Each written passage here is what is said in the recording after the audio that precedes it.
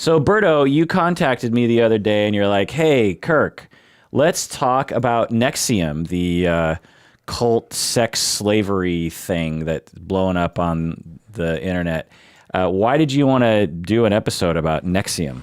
Yeah, man, it was like I had seen these little news items pop up a few months ago about, how like this famous Allison Mack actress from Smallville was involved in the sex cult and all these things. And at first it was just like such a random story that I didn't really know what was up. But I started getting interested. For some reason, YouTube kept recommending videos to me. Maybe is my search history all about sex dungeons or something? I don't know. But I kept getting recommended these videos about this stuff. And not necessarily just about NXIVM, but about related topics. And I started diving a little deeper into it.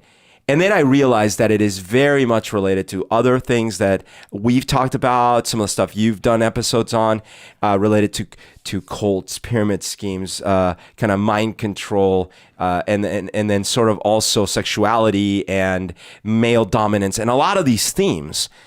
And then I thought, well, that's interesting. And then there was another angle, which is that we've talked a little bit about Landmark before, and of course the two things are not directly related at all, but there have been similar lawsuits that have come up, and so all this came up in my mind. I was like, we got to do an episode about this. Plus there's Allison Mack, she's an actress, and we do a lot of pop stuff, so Yeah, every day we get some email or comment from our Landmark episode. Landmark, for those who don't know, is a seminar organization that's been around for a couple decades, and they put on these seminars for self-improvement and self-discovery. And they are considered by some to be a glorious service that completely freed people's minds and helped them to face themselves and and face their fears and improve their lives. And then there's another group of people that consider it to be a cult and harmful and nefarious. Right.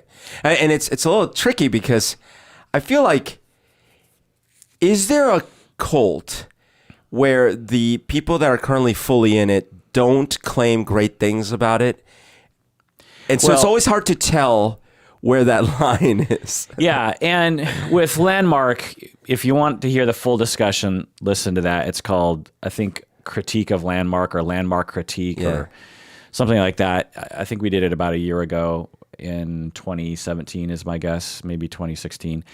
And Berto, you went to some, I went to some Landmark things back in the day. And so, you can listen to that. But anyway, so NXIVM. So let's go through a number of different questions in the history and stuff and debate, is it a cult? Is it a pyramid scheme? Is it a slavery cult? Were these people brainwashed? What do you say, Berto? Let's do it. This is the Psychology in Seattle podcast. I'm your host, Dr. Kirk Honda. I'm a therapist, a professor, and I'm guessing the only thing close to this that I was involved with was Landmark. I almost got sucked into Scientology before I even knew what Scientology was in 1989. But again, listen to the Landmark episode to learn more about that. Who are you, Berto? My name is Humberto Castañeda, and I design meaningless tattoos. So just to bring people up to speed to the end of this story so you know where this is headed, is there's this guy named Keith Raniere. Keith Raniere. And Vanguard. And yeah, so he fashions him, he makes everyone call him Vanguard. But anyway, and member Allison Mack, who was Chloe on Smallville, Keith and Allison were arrested a year ago in early 2018 on federal charges, including sex trafficking and forced labor, essentially slavery. Yeah. It's a legal term for sex slavery. Yeah. And Keith Raniere has been involved in similar activities for a few decades and came to this.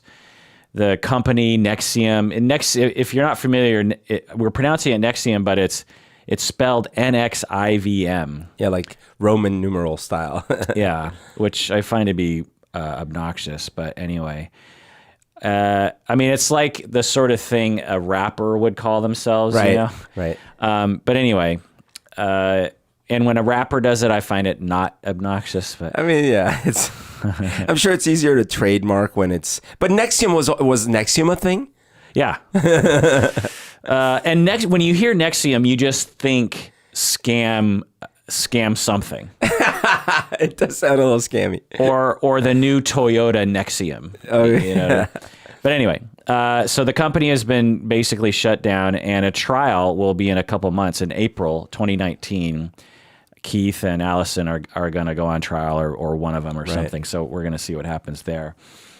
So what does NXIVM offer to people that you know of? Yeah, it seems like they presented themselves as this kind of in the vein of becoming the best you can become, transcend traditional human barriers, and sort of like discover yourself, have better relationships, have a better professional career, etc., and really break down the barriers. That along those lines, it's similar to other self-improvement things, but also, at least how I read into it a little bit, with a little bit of new aginess to it, like new agey mysticism to it. Oh, I didn't catch that. I mean, you looked into it more than I did. Like what? Because they sort of believed in the power of, like a lot of the references to things that you can. Oh, you know how, like, what's that book, The Secret? Yeah. I have manifest your own reality, those kind of things. Oh. I don't know if new agey is the right term, but it's certainly like where it's not just all grounded in reality and real world rules. It's you can change reality with your thoughts, and I'm not saying they are the same as The Secret, but it had a lot of elements that I felt along those lines. And part of it is that this guy, Raniere, is that how you say it? Raniere. So he calls himself Vanguard. By the way, do you know why? No. There was a video game, an arcade game in the 80s called Vanguard. And that was his favorite game, I guess. Did you play that game? No, I didn't know it. I mean, I don't remember it. But he called himself after the name of that video game. but I guess he said because in the game you have to, like, by conquering, you become more powerful and you save you and your people or something like that. Oh. But anyways, the point is that he was reported to have like this ridiculously high. If you started a cult, what video game character would you name yourself after? Tron.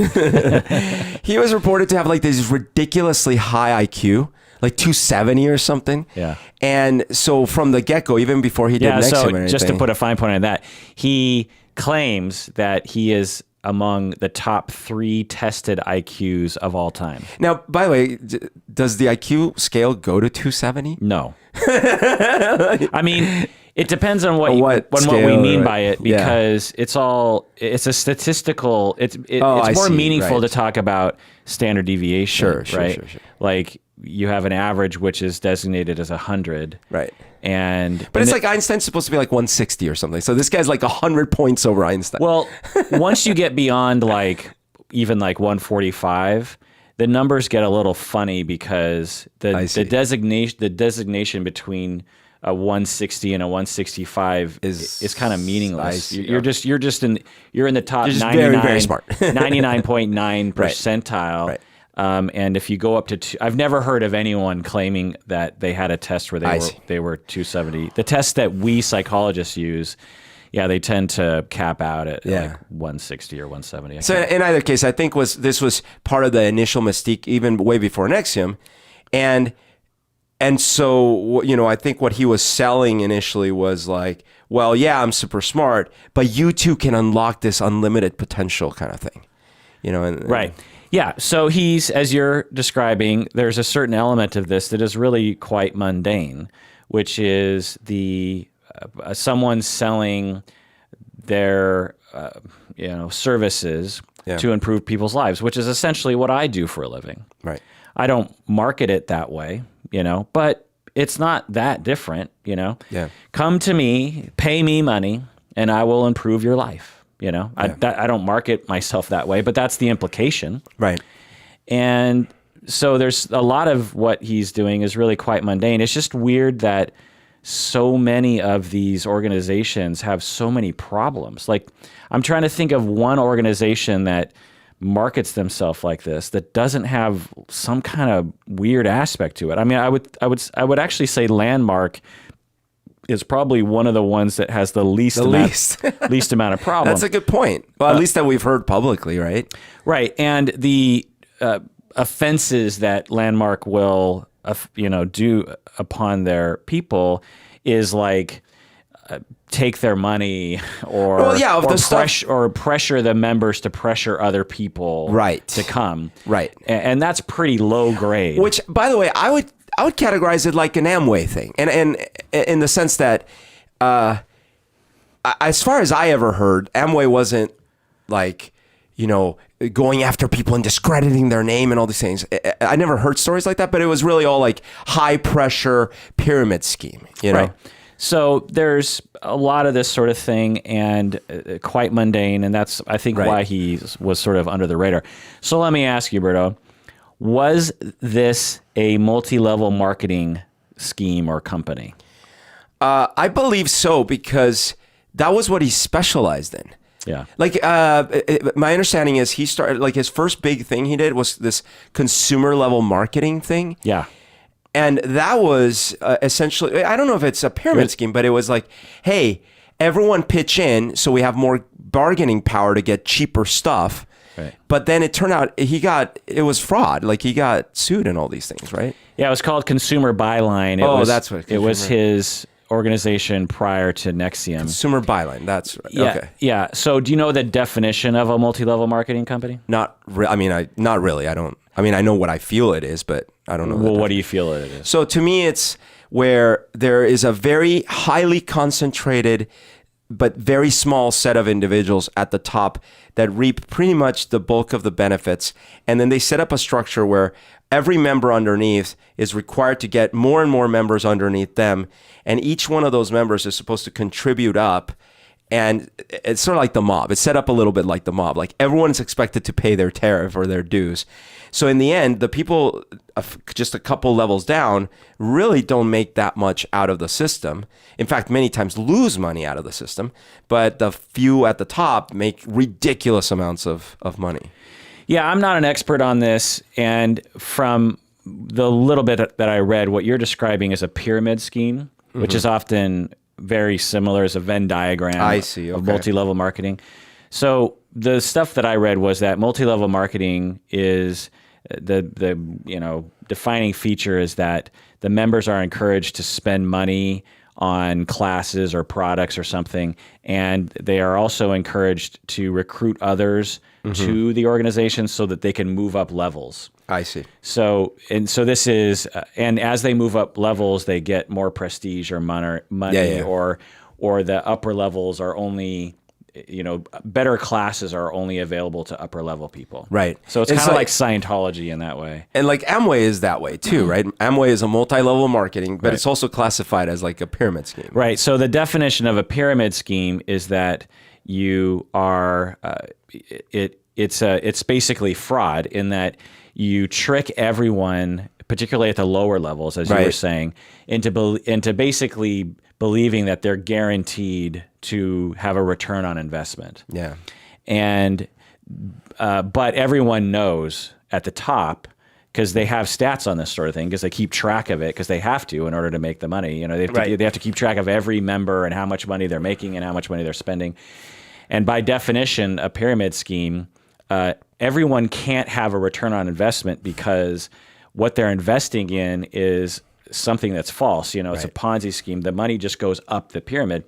And so the definition of a pyramid scheme is that, as you said, the people at the upper levels are rolling in money. Right. And then, like you said, just a couple levels down, like if you have 50 levels, the top 3 levels are making a shit ton of money. Maybe 4 to 10 are sort of breaking even, and then 11 through 50 you're losing money. You're the ones funding the top. Right.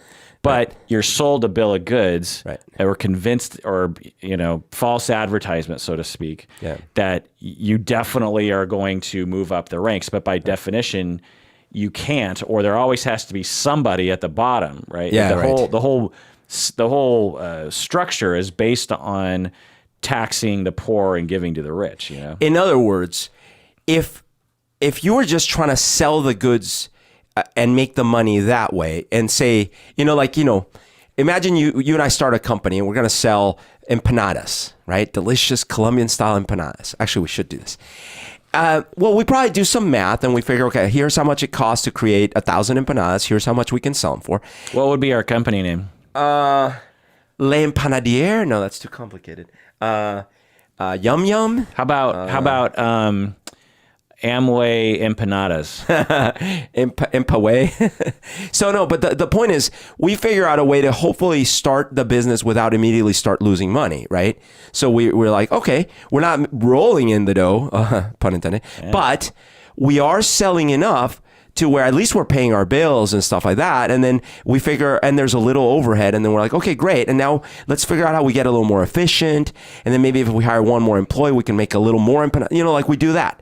It's not the case with these things. It's not like they could be successful selling the initial product. They have to have, the real product is the people at the bottom contributing the money up. Right. And that's what I've experienced when people were trying to rope me into the Amway thing. It was like that thing you were saying, how you're sold this bill of goods because they show you all these riches you could accrue, and the fact you won't even have to work after a certain point.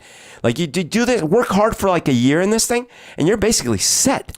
Yeah, it's kind of weird that it's illegal, because it's legal. No, it's illegal. Oh, that it's illegal. Oh, yeah. I see what you're saying. Pyramid schemes have become illegal in the United States. But Amway is still a thing, right? Well, organizations that previously were pyramid schemes are allowed. Oh, okay. But an organization that is organized as a quote-unquote pyramid scheme according to the law, it's illegal. Okay.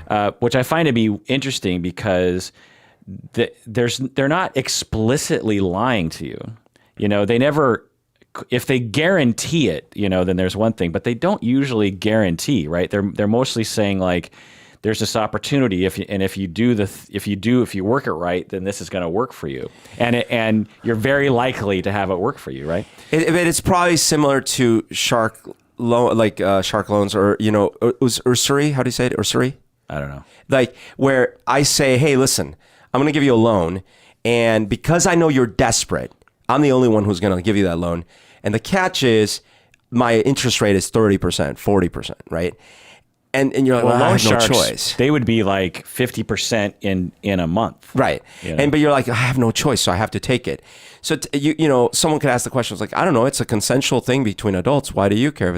But it is abusive, right? It's like, I'm abusing your situation. Well, it's just interesting that in the land of the free and the land of capitalism, that there are certain things that, in my estimation, arbitrarily have been decided to be beyond a certain threshold, and the government has decided that it's illegal, because there's all sorts of practices that are going on in the United States. I was just listening to a podcast about how pharmacies there's this total racket between the pharmacy organization and like CVS, which is like a big pharmacy, and they own both the pharmacies and the middleman. And so any mom and pop pharmacy that comes along, the CVS conspires to get rid of them. Oh, wow. You know what I mean? and as a result, according to research, because some states they don't allow that, they force people to use private pharmacies. In the states like North Dakota, where they force people to use private pharmacies, healthcare is better, it's cheaper. Oh, wow. People live longer. There's less mistakes. Like there's these obvious benefits. Because everyone has this notion of like, if we switched, we got to get away from mom and pop. We got to go to the big corporations because they have higher scales. They can lower margins, lower prices, more variety, more choice, blah, blah, blah, more oversight or something. And the mom and pop, there's all these problems, but it's actually not true. Not true. And why do we allow that? Right. That's screwing over the customer. It's kind of fraud, and it's antitrust. So What other famous pyramid schemes are there besides Amway and NXIVM in let's history? see. Well, actually, did we talked about this before? Did Bernie Madoff count? No, that was a Ponzi scheme. Similar, very similar. Yeah, I mean, Okay. it's different because it's one person going to a bunch of people and saying, I will guarantee you a rate of return of 20%. Right. And this person's like, wow, I have $1 million to invest, and my friend is making 20% Right. and has actually received money back from him. Right. So, not? other places I'm going to get 5%. So boom, okay, here's $1 million. Well, then a year comes up and he has to pay this person $200,000. Yeah. So in order to pay that, he goes to 10 more people and says, I'm going to guarantee you 20%. Right. Give me $1 million and look and listen to these testimonials. Right. And then, they invest. So now he has, $12 million and he gives 200,000 A few people, and then but another year comes up and now he has to pay out $2 million in dividends. And he has to go to 100 people, but he says, look at these 12 Look at people. these 12 people, yeah. And then they're like, oh my God. So they give him $1 million. Yeah. And they're not investing in anything real. No. It's just it's an ever growing slosh of horribleness. There's actually a movie with Jack Black, we've talked about this before on Netflix, about a real story of a guy who kind of seemingly inadvertently created a Ponzi scheme. Yeah. He was a polka singer, and he had this polka band, and he was, I think, a Polish immigrant, if I'm not mistaken, and to the United States, and he wanted to fund his polka band because the band members were like, we can't play live anymore because we have to do our jobs, and we have to travel, and so he's like, okay, I'll find investors, and so it was a slippery slope, so you can kind of see how robbing Peter to pay Paul. Right, and then it all came falling apart. Other famous pyramid schemes, Herbalife. Oh, okay. You've heard of Herbalife, right? I have. I didn't realize it was a pyramid scheme. I mean, I don't know. I didn't look into the specifics, but what about that Mary Kay or no? Maybe I don't want to. I don't know. There was some sort of like beauty product thing. maybe. Well, there was Shackley. Okay. So people probably don't remember Shackley, but I do because my mom was involved in Shackley. Shackley. Yeah, I don't think my mom ever got impacted negatively by it, but it was a similar kind of thing to Amway and Herbalife. So I think I talked about this before in one of the other episodes. There was a huge one in Colombia, I think 5 years ago or something like that. It was so blatantly wrong. I remember I was visiting at the time, and one of my relatives is like, we drove by this huge banner, and the banner said something like, get free furniture or something like that. And I was like, oh, what's that about? It's like, oh, you don't know? And it was this famous thing. Everyone knew about it. And I'm like, what's the deal? Oh, yeah, it's really weird. They're like, it's really weird, but you go to this place and you basically, you can get stuff for free. And I'm like, what do you mean you can get stuff for free? Yeah, like TVs, furniture, you just get stuff for free. And I'm like, I'm sure there's a catch, right? Well, and essentially it was a huge a pyramid scheme / the Ponzi scheme where first of all, it's definitely mob run, like it was run by the mob. And it was a thing where they would have some people put some money. You would put some money down, and essentially that entitled you to get like 10x back, kind of like the Bernie Madoff thing, and you would get all these prizes. You could get a free TV, a free couch, all these kinds of things. And like you said, there were people talking about how it happened to them. So one relative tells the other, dude, I got first of all, I quadrupled my money, and I got a free TV. It's crazy. Same thing, of course. Just a few examples, and then everyone floods in. The whole thing collapsed. There was a huge scandal, and unfortunately, I don't even know if anyone paid the Pied Piper because it was like some shady mob characters were running it. So I don't even. Right. So if you you start off with the intention of fleeing after a certain point, then you create the organization from the start, protecting the owners, so to speak, and the people who are going to make all the money. And then it's at some point you're going to pull the plug and walk away with, however much money. And sadly, it had people mortgaging houses, selling things, selling cars, putting all their savings into the thing. Yeah. And the other thing that I think this is poignant to is that that's not a real phrase, but is that when you are suffering financially, this preys on poor people essentially. Totally. You go to a rich person and you sell them the Amway pitch, they're not going to buy it. One, because they don't need it, and two, because they're already making money and they're already doing things, and they look at this and they're like, well, it sounds too good to be true, and maybe it is. But when you're desperate and you're living paycheck to paycheck, or you can't feed your kids, or you can't afford health care, or you live in Colombia and you don't even have a job or something, you're thinking like, well, you're so desperate and your needs are so great that you will convince yourself of things that you wouldn't convince yourself of normally. Totally. And because of the power of the brain, you will, with even though there's lots of evidence pointing in the direction of there are red flags here, you're going to ignore that because you need this to be true. It's the same way with the lottery. Yeah. Most rich people above a certain level of income, traditionally don't buy lottery tickets. Right. Why is that? It's because people at the lower end are so desperate and they're sold also a bill of goods regarding capitalism and materialism that unless they have, a nice car and a nice home and all these things, then they're basically worthless, and they literally don't get respect from society without those things. Right. Then you are forced into a situation where you're like, well, I need some way to get my self-worth. I need some way to get respect. I need some way to get security. And then this marketing pitch comes along and says like, buy a lotto ticket and you'll be a billionaire or whatever.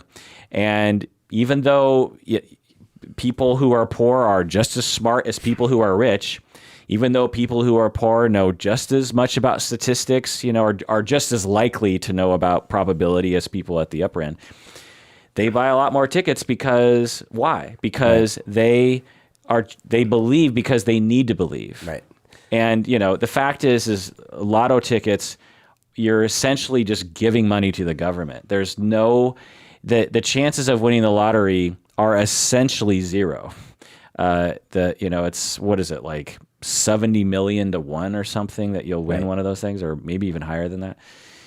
And so there's lots of effects. And so when a pyramid scheme comes along or something along those lines, it just preys on that phenomenon. And the real problem, I think, is society, in that we, one, have income disparity, meaning that we have extremely poor people who are really struggling in a society where lots of people are just rolling in money. Yeah.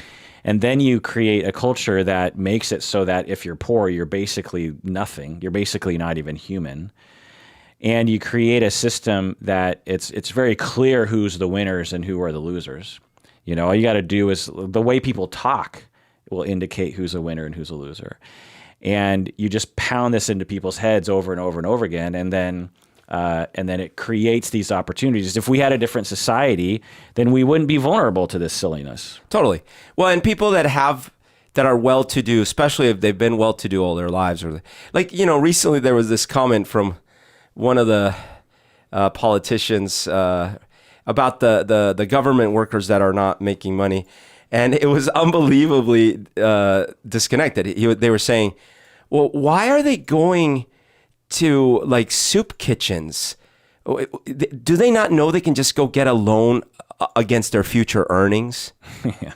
It's like, oh my God, man. Like, what are you talking about? Like, you don't understand. And also like sort of the disbelief is like, it's just 2 paychecks. What's the big deal?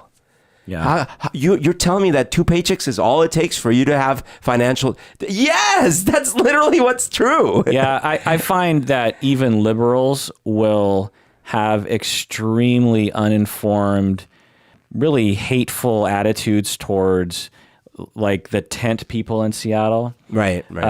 Seattle, and other towns as well, will have tent cities. Yeah. Essentially, the government or various organizations like churches or something will get together and say, like, instead of just having people live wherever they can find a spot to live, why don't we create these little tent organizations, and we'll provide a little bit of security, and maybe it'll concentrate, resources like soup kitchens and clean socks and medical care.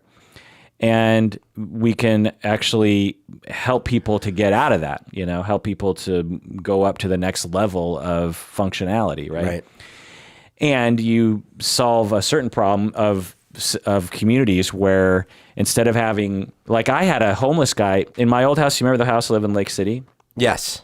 I had this big tree in the front of my yard that had these beautiful sweeping cedar branches that were sweeping on the ground. Okay. And it was a huge tree, and it was rare in that the branches on the ground were still on the ground. You know what I'm saying? Usually, I'm trying to remember it, but I don't quite picture it. Where you parked the cars, it would have been like right next to the car. And I'll just tell the story. My neighbor who lived on my tree was right up against a fence, and then on the other side of the fence was my neighbor's house.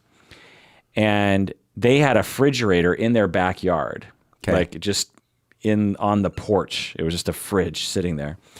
And they were noticing, they didn't talk with me about this, this was all told to me later, that someone was stealing stuff out of their fridge.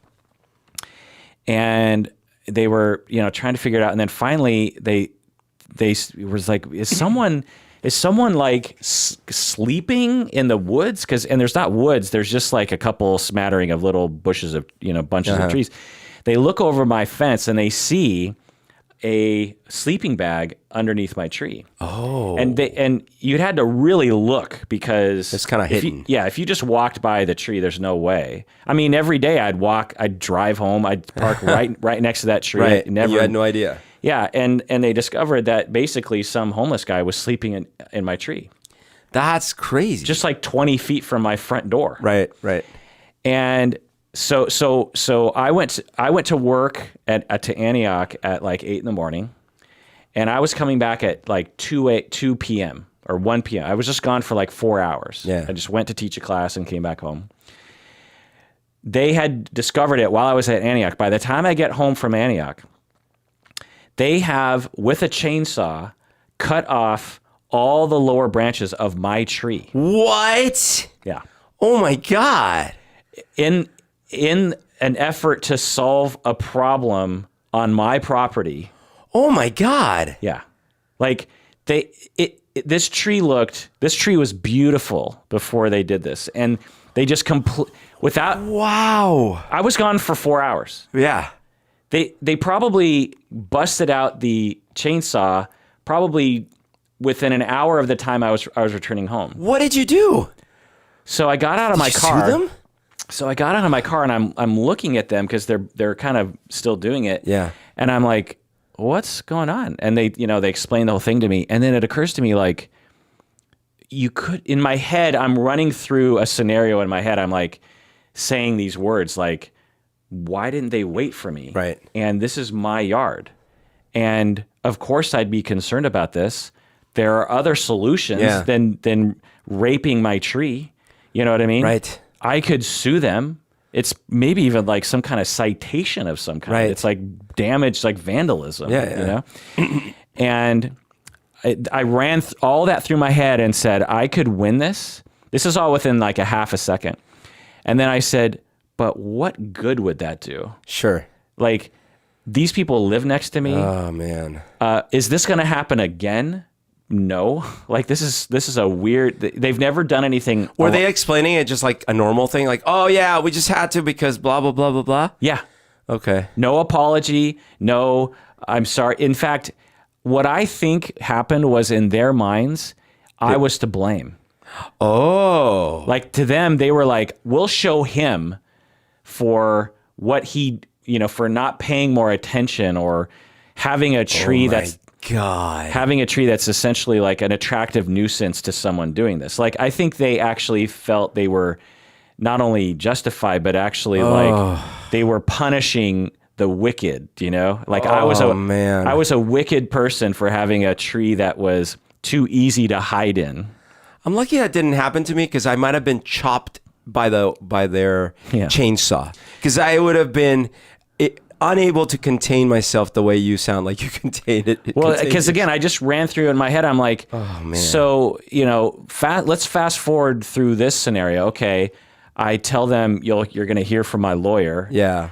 And then every time I see them, there's something. And there's this thing. And I'm probably not going to win because it's probably not that big of a deal to criminal justice or a judge. I've gone to judge. The other thing, I've sued people. I sued one person before. I was sitting in my car and just in a parking lot, and he ran into me. Oh, you've told me about them. I didn't know you sued, but you told me that happened. Yeah, he ran into me and ripped my bumper off of my Honda Civic. Wow. And he promised he would pay because obviously it's his fault. I'm sitting in a parking lot. He like for a half an hour just sitting in my car talking to someone, and all of a sudden, boom, So he says, "Oh my God, I'm so sorry. I'll pay for it." And I'm like, "Yeah." So he gives me information. I don't call the cops.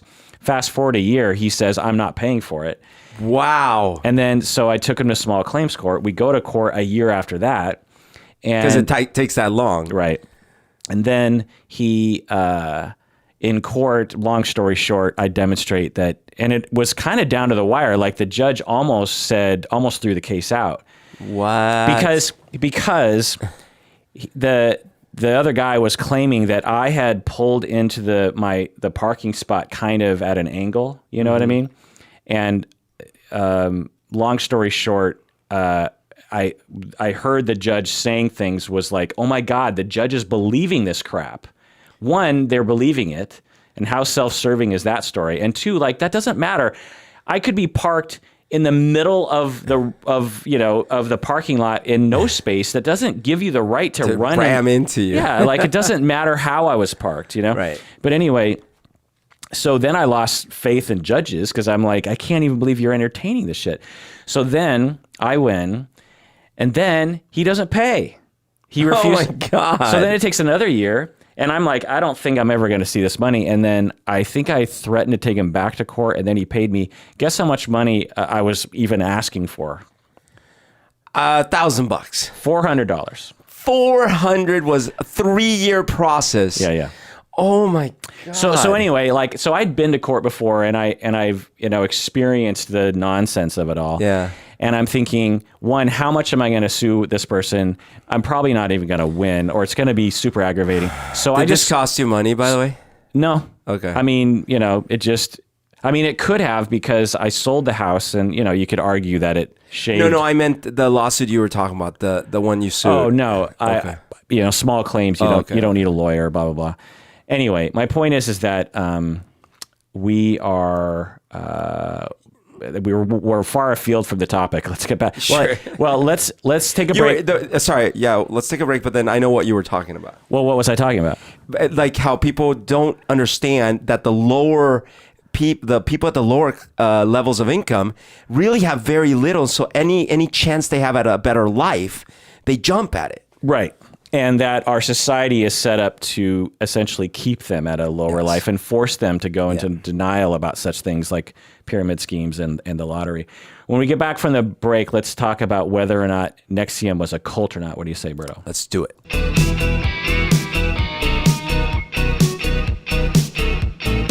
Okay, we're back from the break. If we were to divine or design a pyramid scheme regarding how to make people become patrons, how would we design that? Well, basically, obviously, the first few people, you get to meet us and then plan episodes with us and go on a secret vacation to an undisclosed location. And there we will tell you the true secret behind not only our podcast, but, less said the better, but you'll find out. And then you will be entitled by participating in asking 10 or more of your friends. And all they have to do is a small upfront donation of, $10 to $100, unless they're feeling like they really want to learn more secrets. And then they will be entitled in turn to ask 10 or 100 or 1,000 of their friends, and so forth. Wow. That could work. All right. So was it a cult, Berto? What do you think? I do believe some aspects of NXIVM were cultish, and certainly the offshoots, including this thing that they formed, this sex cult that was not all of NXIVM, but it was like an offshoot, were cultish. But I think that, there were some big names that got sort of tangentially involved with this NXIVM thing, up to and including the Dalai Lama, apparently. And so I think that there was some part of it, like happens in a lot of these cases, where, okay, yeah, I have some wisdom to impart, and I'm going to charge money for it. What's so wrong about that, right? And then there were the parts where it was pyramidy because it was high pressure and you needed to recruit more, and questionable claims about the benefits you will actually reap. And then they started doing the similar thing that Scientology did. First of all, they were trying to become a religion at one point. Oh, really? Yeah, because it worked brilliantly for Scientology. And two, they realized that they needed to recruit influencers, like Scientology recruited influencers, and influencers typically like Hollywood or big stars and celebrities, because if you can get them, that attracts a whole host of new people, and influencers attract more influencers. So that was something, kind of another potential red flag with these kind of things. Yeah. So the definition of a cult, people love to, on the internet, I've realized, talk in ways of absolutism regarding the definition of a cult. Mm-hmm. They'll say like, this is a cult and this is not a cult. And I see. Like, we've done a number of handful of episodes on quote unquote cults and other kinds of, the Rajneeshis, right, on Scientology and other kinds of things. And I'll throw out questions, like is for example, Jehovah's Witness, are they a cult? And rabid responses on the internet, absolutely a cult. And I find that it's a similar discourse when I ask questions like, is this person a psychopath? Sure. Like we did an episode on whether or not Logan Paul was a psychopath, right? Right. And many people on the internet are like, obviously he's a psychopath. Duh. And what I find is essentially what they mistake, because everyone knows a psychopath is bad, right? They're like, you associate psychopathy with bad. You associate cult with bad. Right. And so I think what they're doing is it's a value judgment, and they don't have the refined language or critical thinking skills to really expand on what they mean. What they mean is NXIVM is bad. Or Jehovah's Witness to me was bad. But cult, one, there is no decided consensus definition of what a cult is. Right. It's just a word, like what is rock music? There's no definition. You could say a band is rock. One, are the Beatles rock? Right. Some people would say, yeah, absolutely, it's rock because it's you got a snare in the 2 and the 4. And it, has guitars, and other people are like, no, that's not rock. That's like, I don't know. It's just like easy listening or blues or something, right. Anyone could claim that it's, at most what you could do is you could pull 1,000 people and look at what's the average set of responses, right, and be like, okay, these types of things land in the rock category. or they're, this thing is a 62% likelihood of. So it's a similar thing with cult. Many people have thrown out different definitions. And with psychopathy, for example, we actually have a definition. There are people qualified to make such determinations. But people are like, oh, Logan Paul's a psychopath. And it's just like, and if they do have data, it's essentially like, he's a menace to society. And it's like, that's not the definition of a psychopath. Right. Most people who are menaces to society are not psychopaths. So, you're just a menace to society. Anyway, but there are some definitions of a cult that I find to be useful. And so let's just go over one of these models and line by line, the criteria, decide whether or not NXIVM is a cult. Absolute authoritarianism without meaningful accountability. NXIVM? Yep. How do you know? There is an undisputed, unquestioned head of the group, and it's not up for like vote or renewal, or it's not someone else isn't going to get promoted to that position. Right. And again, without meaningful accountability, meaning that But that's a harder thing to evaluate given our vantage point. I mean, there could have been accountability within the organization, but the little bit that I've seen, it seemed like there wasn't. Like, there's this leaked video of these members sort of pushing back on him a little bit. Well, and he's saying like, no, I'm right, you're wrong. Absolutely. And I'm reading here that the training itself, you had to sign non-disclosure agreements, right?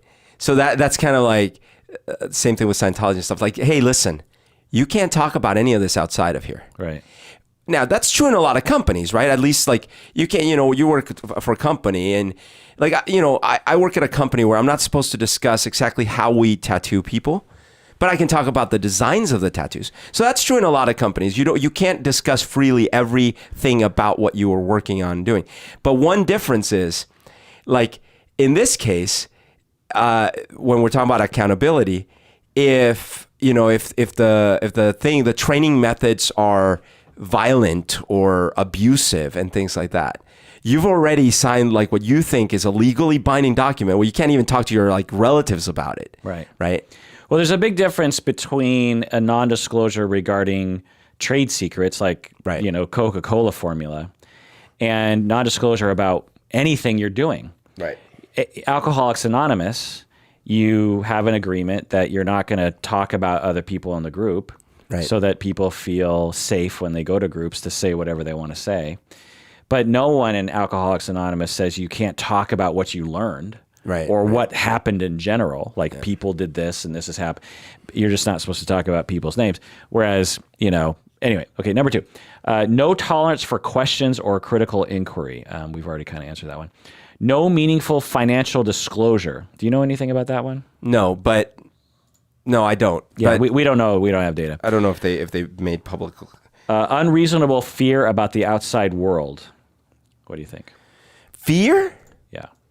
I don't know if that's what they taught. Yeah.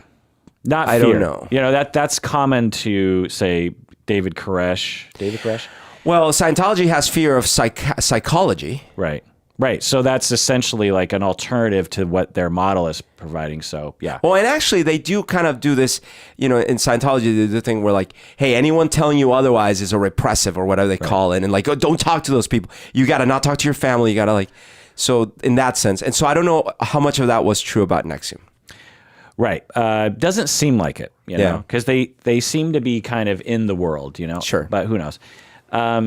Rajneeshis were very much like this. Like when they went to Central Oregon, they were in a massive, violent, deadly conflict with locals.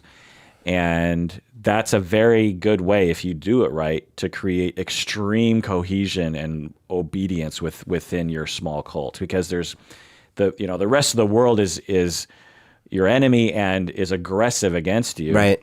And you sort of forced to depend on each other. So it's a very effective cult tactic. Here's another one. There's no legitimate reason to leave, and former followers are always wrong for leaving. Is that true about NXIVM?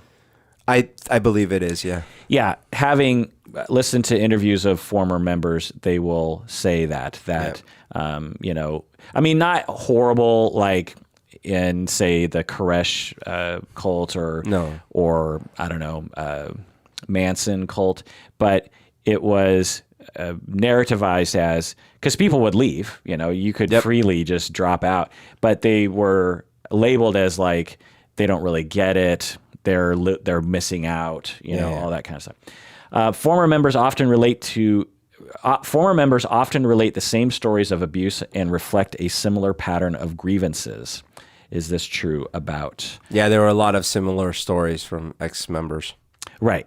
So this is really the key. Like, you really have to rely on former members to tell you what's really happening. People who left and whether they liked it or not. I mean, there's a lot of interviews with people who didn't like NXIVM, and they will talk shit about it. But there's even people who have come forward and said, actually, I benefited from NXIVM. Sure. The classes helped me. I grew. I learned about myself. I learned a lot of good tips. I met a lot of good people. But there were some weird aspects to it, and I left. Yeah. And here were the weird. I heard about these other things, and there was. And that's true of Scientology too. Right. Yeah. Exactly. It's very. I I wonder if Raniere was like, I want to create Scientology too. Well, from what I read / heard, watched, yes, because like I said, it seemed like he was impressed with what Hubbard had been able to pull off. Yeah, I hadn't really thought about it, but it's possible, and of course, we could only speculate at this point, that he was like, okay, Scientology was very effective, but Hubbard made some mistakes. Right. He had some wackadoo things about Xenu and energies that can't really be substantiated by empirical science.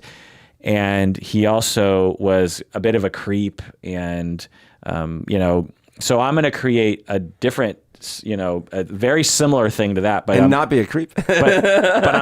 and for many years he succeeded. Like the sex cult wasn't until later, right? Seemingly, yeah. So he seemingly succeeded for a long period of time. Let's see. There are records, books, news articles, and broadcast reports that document the abuses of the group or leader. Is that true? Well, yeah. I mean, there are accounts from people like concerned about their relatives. Like there was a rich dude whose daughters had given like millions of dollars and were like really emotionally dependent on the group and things like that. So I don't know if that sort of counts as well. In that yeah, direction. I mean, there were brands. They branded the girls. Oh yeah, if we're talking about the subgroup, whatever it was called. Yeah. Yeah, absolutely. All of the above. Oh, okay. Yeah, but I'm talking about just like NXIVM itself. Right. I guess that's a good distinction. Because a lot of people, I think, if you're just passively paying attention to the news, you're probably just like, the entire organization of NXIVM was a sex cult, which isn't true. Oh, it was DOS, or the Vow. Yeah, we're gonna get into that in a second. So if we get to that, that's like full wackatoo. The last three criteria here are: followers feel they can never be good enough. Do you think that's true? I don't know if that's true. Yeah, hard to know. The group or leader is always right. Yeah, that seems the case. Yeah. The group or leader is the exclusive means of knowing truth or receiving validation. Yes. Yeah. So it seems that there are some strong indications of cult according to this model, which I think is a good model, but also some not so much. NXIVM definitely had cult qualities, but when you look at something like the Manson family or the Koresh cult or the Branch Davidians or Jonestown, these people had all the qualities in spades. Yeah, like a little more on the extreme side. Right. And it's just, to me, so interesting and weird that we just have continual repetitive uprisings or occurrences of these cults, even in today's internet world, that a cult like this, especially the small sex cult, could still exist in today's world. It's just so interesting to me. Yeah, it's very interesting. 30 years ago, 100 years ago, particularly 500 years ago, makes total sense. How are you supposed to know anything? How are you supposed to data check? How are you supposed to find a way out? Yeah. But today, it's just so interesting that like these things still exist. And I think that, which we'll get into as to why, because it might, to some people, they're like, why would you even get involved and why wouldn't you just walk away? We'll get into why it was hard for these women to walk away. And it just points to how we need to educate people about this sort of thing. Right. I mean, how many high school students are taught about cults? Oh, absolutely. And zero. But also, and I'm sure we'll bring this up, but not everyone is susceptible to falling into a cult. And it's unfortunately the people that have already had some abuse inflicted on them that are at a higher risk for falling into those kinds of things. Right. We've debated this before. I have a new way of talking about this. Before, I was trying to convince you that everyone was vulnerable and that often there's this myth. Oh, right. I forgot about that debate. Yeah. Often there's this myth of just like, well, they must be weak. They won't say that word, but they essentially are saying that sentiment. And I will say that I agree but disagree. And here's the way I would state it, is that everyone is susceptible to cult indoctrination. And there's countless examples of us being essentially indoctrinated into a way of thinking that Totally is critically problematic. And there's a gradation of susceptibility, depending on the things that you identified. Yeah. Abuse, loneliness, lack of self. And by the way, just a quick parenthesis. I just now didn't say, and they're the only ones that would fall for this kind of thing. I specifically think of it as risk factors, and so I'm proposing that there are risk factors. Raise your risks. Yes. And anyone under the right circumstances, like if all of your friends and all of your family were in a cult, and your town, half of your town was in a cult, and you were afraid of this or that, then what else are you going to do? It's just like we're not independent minds. No. You know what I mean? We're 99% society and 1% individual. Yeah. People in America love to think of us as like 100% individual, and it's just like, just look at the way you dress, for crying out loud. Like, you are not an individual. And I want to plug Open Minds Foundation. I've had John Atack on a number of episodes about cults. Open Minds Foundation, of which I'm on the advisory board, helps to educate people about cults and helps to actually get people out of cults. So if you're interested in learning about how to be a helper and how to be a therapist to help people get out of cults or even get on their referral list, go to Open Minds Foundation. Okay, so let's go into Keith Raniere. It's such a weird last name because it's spelled like Raniere. Yeah, that's what I thought it was. Like Mount Rainier. Raniere. But it's spelled Raniere. And it's pronounced Raniere. Hard to say. So let's go over his personality here. To me, well, how would you describe his personality based on all this stuff that you saw? He talks nerdy but well. Meaning, I watched videos of him plugging his, what was it, consumer byline? Consumer byline. I watched old 80s videos of him kind of talking about that. And wow, he was even like, he seemed like a little like computer geek or something like that. Yeah. But he talked well enough, and he certainly sold the idea well enough. And in more recent videos, which are way more polished and all these things, now he looks just more like what I would call a new age nerdy kind of guy. But he does talk interestingly, he says, and like the words that come out of his mouth don't immediately trigger me like, whoa, what the hell is he talking about? They sound intelligible enough and like, okay, well, empowerment, that's a good word. And so that's obviously how his front is appealing, because he's not the best looking guy in the world. He's not super athletic or famous in any other way, but he can talk well. And so I think he opens with a good story. Okay. What about his personality, though? But, then on that sense, it seems like he is very sure of himself. He has unrealistic high self-image in some regards. It sounds like meaning, as an example of the IQ. The IQ story plus the fact of what he feels that means. Because when that's one of the videos I saw and things, like, it seems like the implication is that he has reached some levels of understanding previously unprecedented. Right? Yeah. And that's a high self opinion, right? Yeah. Like, not just, hey, I'm pretty good at helping. Like, you look at Tony Robbins. You don't hear Tony Robbins like, hey, I'm the first man in history to have broken the code of life, right? He'll say things like, I discovered that I'm pretty good at grabbing someone that's down on their luck and helping them see a different way, or whatever, right? And yes, he'll charge you a lot of money, but he's transparent about like the type of thing he's trying to do. In this case, it's like, I've discovered things that no one else has, and and you have to dive really deep with me for you to find out the things I found out. And so that takes a whole other level of self-belief. Yeah. And so very similar to L. Ron Hubbard. Exactly. Yeah. So I think he's either self-deluded or at least just able to convince himself and others of these grandiose stories. Right. So that's the key, is was he a very good marketer and knowingly adopted a grandiose, unrealistic position to make money and to influence other people, or did he actually believe it? Right. And this is the question that I want everyone to really have in their mind when they're looking at people on the internet or famous people like Donald Trump or like Logan Paul, is that you can't know the answer to that question unless that individual willingly participates in an assessment ongoing with someone who knows how to distinguish those two things. Right.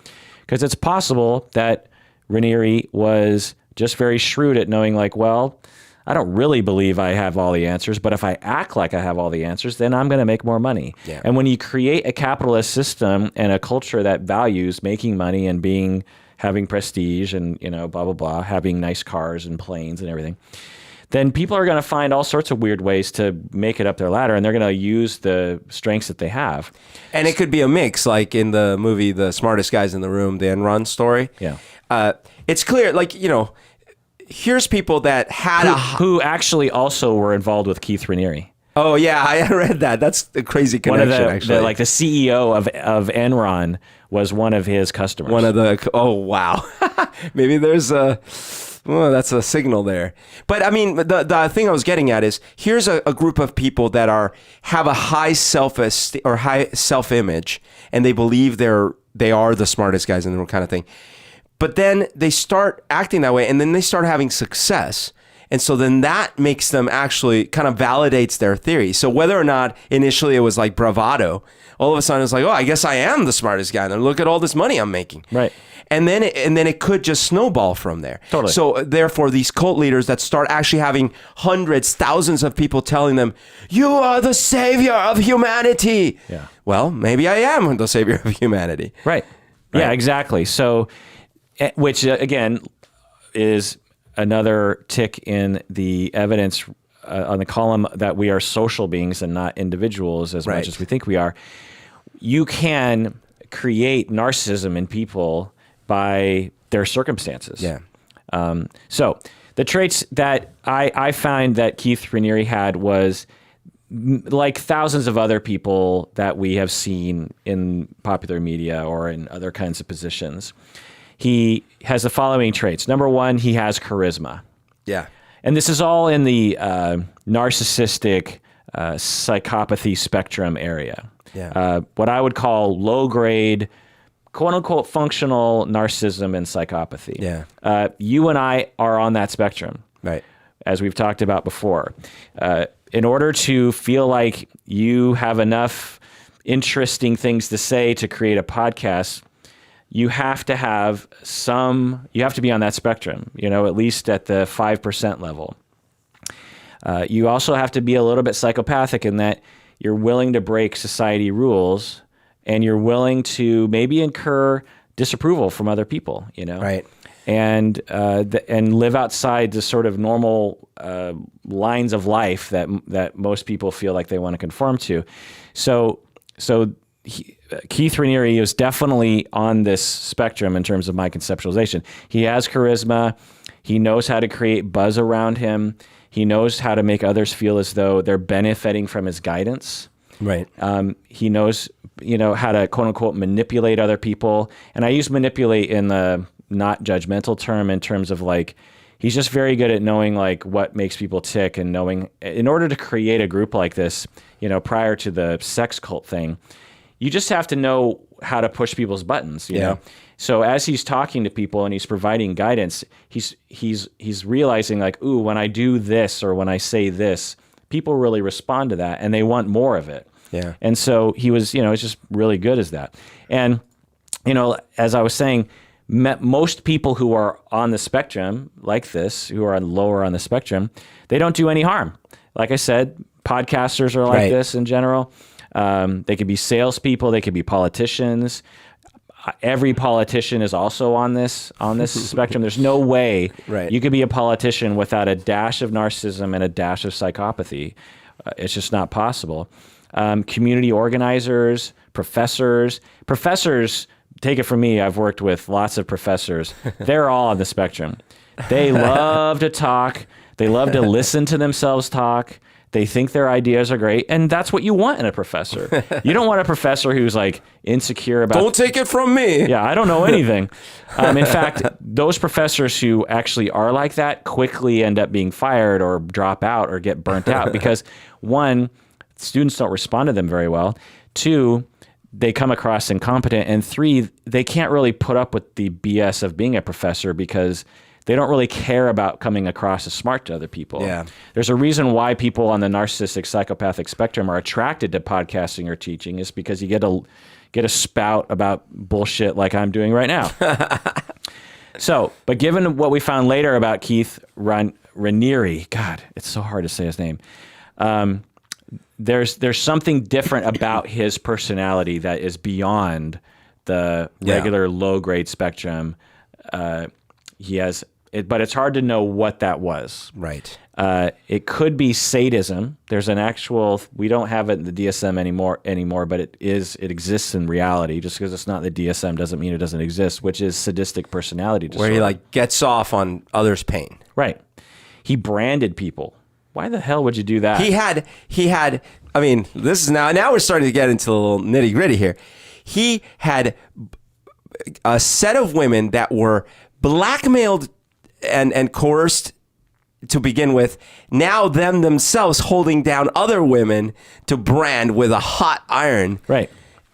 Right. So you and I, no matter how hard up we were for that kind of attention, are not capable of doing that kind of thing. One, I mean, we're capable of doing it, I guess, if we were sort of forced into it somehow, but have no desire. I don't have any desire to do that kind of thing. Like it would hurt my feelings to watch other people going through pain. Just do tattoos.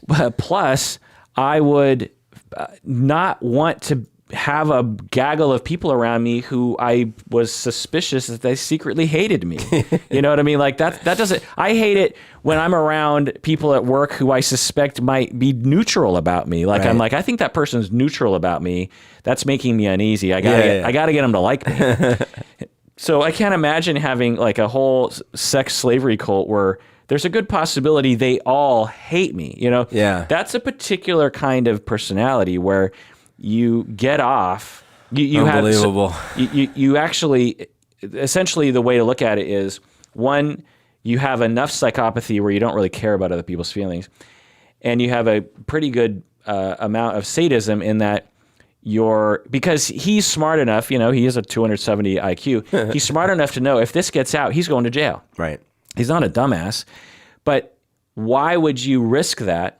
In the world of the internet and he actually, you know, why would you risk that unless there was some massive rocks he was getting off? Well, because to be clear, why would you risk that when you have a shit ton of money already? So meaning, and what does shit ton of money buy you? Well, a ton of stuff. Right.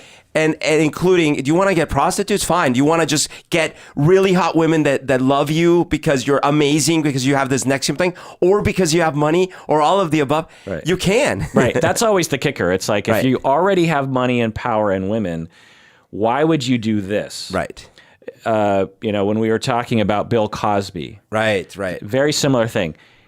At the height of his powers in the late 60s, early 70s, he was a hot, you know, rich, famous, connected, respected, you know, successful, beloved human being in our country. He could have, and probably did, have sex with whoever he wanted to consensually. Women, I have no doubt, were throwing themselves at him back then. And yet, even back then, you know, before he was older, like he was in his 20s and in the 60s when free love and sex was like a thing, rampant. He was drugging women and making them unconscious and raping them. Right, which pointed, as we talked that time, that the desire must have been not just about the end goal. Right, which people confuse. They're like, oh, this is about having sex. And it's like, no, it's about sadism and control and As scary as it is, there are people out there who have, you know, a wire crossed or a complex that creates a tremendous amount of pressure and even compulsion to overpower people in a certain way. And in order for it to be authentic to them, the person has to authentically be against it. Yeah. You know, you can't just role play that. Yep. The person actually has to feel pain and be scared and be controlled. And there are people who get off on that, and that's scary. It's very rare though. Right. That's why I want to point out that the vast majority of people on the narcissism psychopathy scale don't have this trait. Sure, right. And they don't do this. That's why we don't have millions of Ted Bundys running around. Or millions of Keith Ranieres. Yeah. By the way, in a very small example of potential roots of potential sadism. So I don't know if I've talked about this before, but when I was little, I was 5, I think. I was living in the East Coast, and we went at one of my friend's house. We went down to his basement because he had Star Wars toys there and stuff like that. And it was one of those old house basements where it's not finished, right? And you have these long, creepy stairs you got to go down. God, I don't know where this story is going, but I'm already scared. I mean, Right. you started out with sadism yourself. Yes. You're talking about age 5. You're talking about Star Wars toys, down a creepy stairs into a basement on the East Coast. I'm envisioning like Amityville Horror. Exactly. Well, that's just it, dude. So one of these times, and I remember this so vividly. Think about how many memories you have at 5, right? Not that many. I remember so vividly. We're downstairs, and all of a sudden, the lights go off, and I think flicker and go off, and we hear this horrible, like screechy sound, and we see this flowing robes at the top of the stairs, and we are screaming. And it was his grandma scaring us. Now, we are 5, and this grandma is, for some reason, scaring us like to death. Yeah. So that left a huge impression. And you know what ended up happening? When I got a little older, I remember having this desire to scare my little cousin. And it was like, oh, I want to scare. But of course, I never talked about it consciously in my head about, because this happened to me. But now in retrospect, over the years, I've thought, I had this desire to inflict that same feeling on someone else. Yeah, I'm glad you bring this up. I don't think I've ever thought about this before because sadism really isn't my thing. And I don't know if I've ever treated anyone with sadism. I've certainly assessed them before. But the conceptualization that's sort of emerging in me right now, which is consistent with my other personality disorders, is that there's a spectrum, right? And that at lower ends of the spectrum, you're because all of us have done sadistic things. Right. All of us have tortured a slug or pushed someone down just because we wanted to, or held the car battery to someone nuts or waterboarded. We've all done these things. Especially when you look at people who had younger siblings, like my little brother.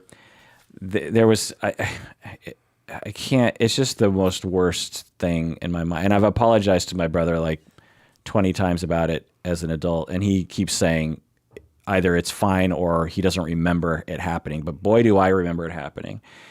I went through this phase where maybe 2 or 3 times. I was probably like 12 or something, maybe 13. I don't know, maybe younger. And I would tell my little brother, it's classic. I would go, no one loves you. Everyone hates you. Why don't you eat some worms? And at first he would say, what? And I'd have to kind of convince him. Yeah. Mom and dad don't love you. And he'd start crying. Oh my God, that's so evil. But then I would hug him. But then I'd hug him and I'd say, no, everyone loves you. I love you. Mom and dad love you. And he would stop crying. And you got your enjoyment was out of that moment where you got to rescue him, or about the moment where you were tricking him? I have no idea. It's hard to remember. I definitely enjoyed making him feel better. Yeah. Because I didn't like him suffering. Right. But what the hell? Yeah, right. And so you think about like, okay, where did I get that from? Did that just emerge in me naturally? Or because now I'm thinking about it, it's like I was bullied lightly by some older kids at school. Oh, okay. Who actually, when I think about it, there was this other kid this much older kid who like physically terrorized me and said similar things. Oh, that's horrible. Like, no one loves you, Right. everyone hates you, you're doomed. So that set a pattern in your head. Maybe. I mean, Weird. there's no way to know empirically, but the conceptualization I have is that we're all capable of sort of dipping into that spectrum. Right. And the more sadism we experience and the more psychopathic behavior is done to us, and the more neglect we have and the more neurologically, genetically we're susceptible to this kind of personality, the more likelihood we're going to exhibit that sort of thing. And that you can have a 5%, because in my head I kind of considered it a binary. You're a sadist or you're not. Right. But I think there's probably a spectrum there as well.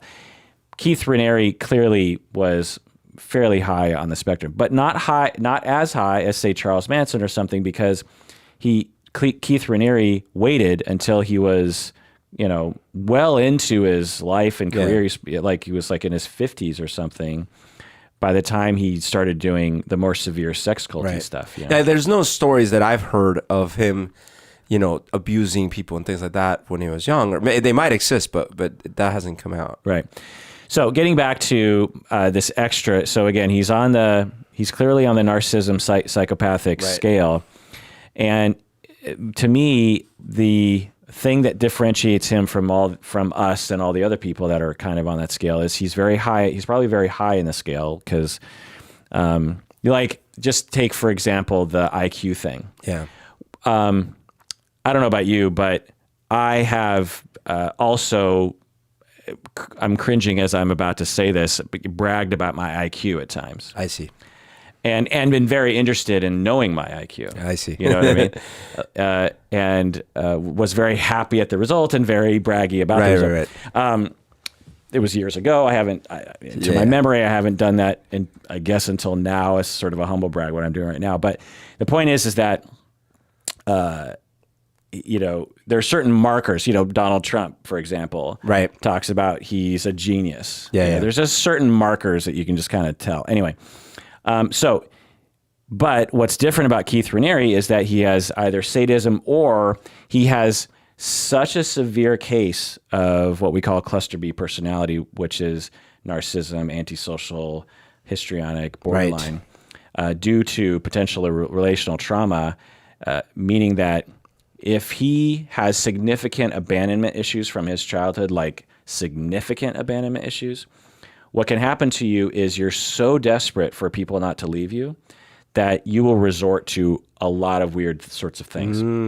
Interesting. And you could imagine that for him, as he starts to age and maybe starts to get insecure or worried that women are going to leave him, and he really needs that attachment security, that he goes down a slippery slope of kind of testing the waters, and because the people were so loyal to him, that he was like, well, I could really, like L. Ron Hubbard, for example, had this condition. Mm-hmm.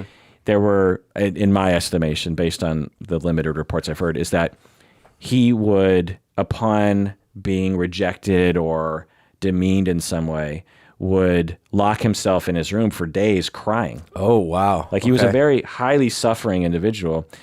This is what happens when you have significant relational trauma and you're in the cluster B area. A little bit of rejection, even just false perceived rejection, will cause your ego to crumble, because just below that surface of grandiosity is a vast abyss of loneliness and horribleness. Whoa. The kind that you really only experience when you're like 1 or 2 or 3 years old. You've seen young children, when their ego plummets, they plummet hard.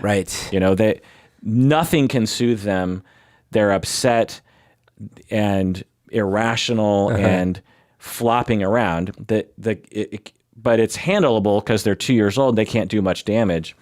And you can just, control them and say like, well, you're going to, you'll recover. And they do. But when you're an adult and you go through that, you lock yourself in a room and you cry yourself, And so it's possible that Keith Raniere, I didn't see any evidence of this, but it's possible that he had this condition. And so it led him to, out of desperation, to create this sex cult as a way of controlling his relationships, to the effect of like creating tons of validation for him. Right. Guaranteeing that they wouldn't leave him. Right. Yeah. Yeah. So let's get into the history here, just real quick here. Yeah. So he's born in 1960, so he's almost 60 years old now. His father was an advertising executive, so that's maybe where he learned about that kind of stuff. Age 30, 1990, after taking an Amway marketing class, he founded Consumer Byline. Oh, it was 1990. Okay. Yeah. It's funny how I think of 1990 and above as like a totally different era than 89 and below. Yeah. But videos from 1990 look exactly like videos from 85, Right. Yeah, we tend to be like, there's this demarcation line. Yeah. Like, so when I watched that video, I felt like it was from like 85. Right. Like there's a lot of things from the late 70s that we label as 80s. Yeah. Like Devo. Yeah. Like when you hear Devo, you're like, oh, 80s. Yeah. But actually they had plenty of songs in the 70s, Interesting. Anyway, so yeah, these weird commercials and signs of narcissism at this point. He wanted to change the world, and he came across as this humble genius. And the New York Attorney General accused him of operating it as a pyramid scheme in the 90s, and he had to shut it down, but there were no charges. Skip forward to 1998. He's 38 years old, and he founds NXIVM. These seminars, we've already talked about that. I watched some of his lectures, as you were talking about.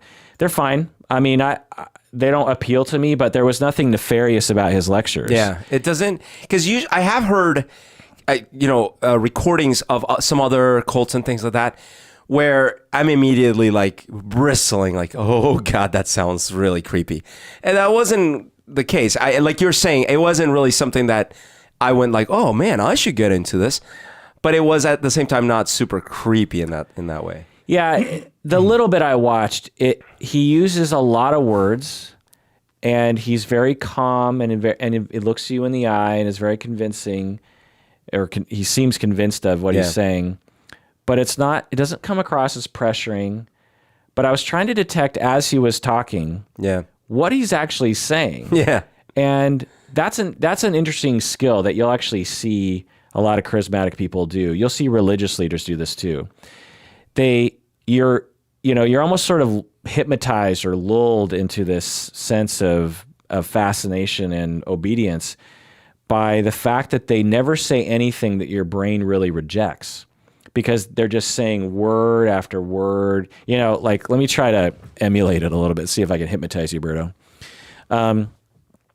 Life is like a box of chocolates. No, life is difficult for so many people. Oh, wow. And there are answers out there, many answers. Some answers are better than others. Really? And people search for answers, and searching for answers is a good thing. It means that you're trying. And the key is that we all just need to accept that process, that answers are out there, and that you can achieve those things that you want to achieve. Wow. I've talked with lots of people about this and found a lot of success. Take my money. Yeah. Do you know what I mean? Take my money now. I have said nothing. Can I try? Let's see if I can do this. Okay. Life is so interesting. The final frontier. Yeah, it's the final frontier. And why don't you join my sex club? Is that too forward? It's too fast, too soon? Where do I sign? Yeah, so you heard, like, that was just off the top of my head. I said nothing. Right. I said nothing.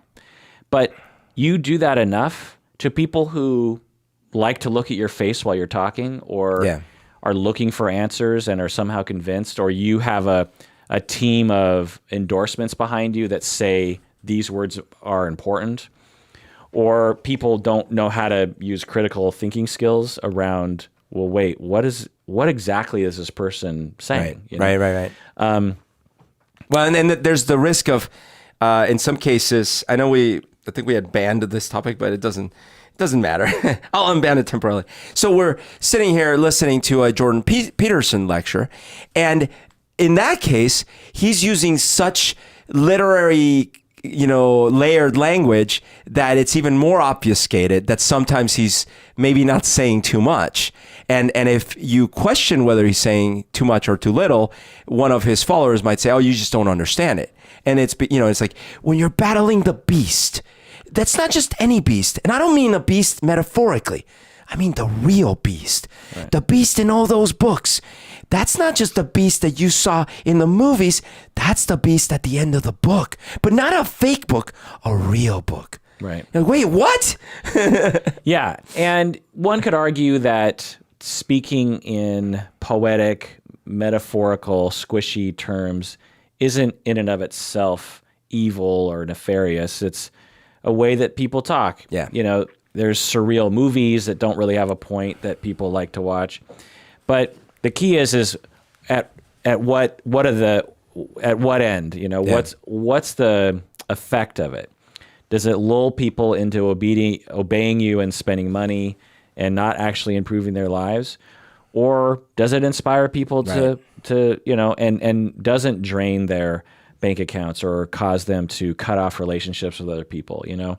So, but he was very good at that. And that, to me, that's his style, he did a lot of stuff like that. Because as soon as you say something like, here are the 3 things you're supposed to do, well, now you're open to, you know, critical inquiry. Try those 3 and it doesn't work. Now we're wondering what we paid for. Right. So it became popular. NXIVM, Stephen Cooper from Enron, the CEO, the founder of BET, Sheila Johnson, and the former U.S. Surgeon General, Antonio Novello. Wow. Lots of people. And, you know, so, and I'm guessing he, like with Tom Cruise, highlighted the fact that these big names were a part of it. Were they what they are after or before? They were... Were they already who they were? So as former U.S. Surgeon General. Yeah, what I'm wondering is, like, did NXIVM help them become greater?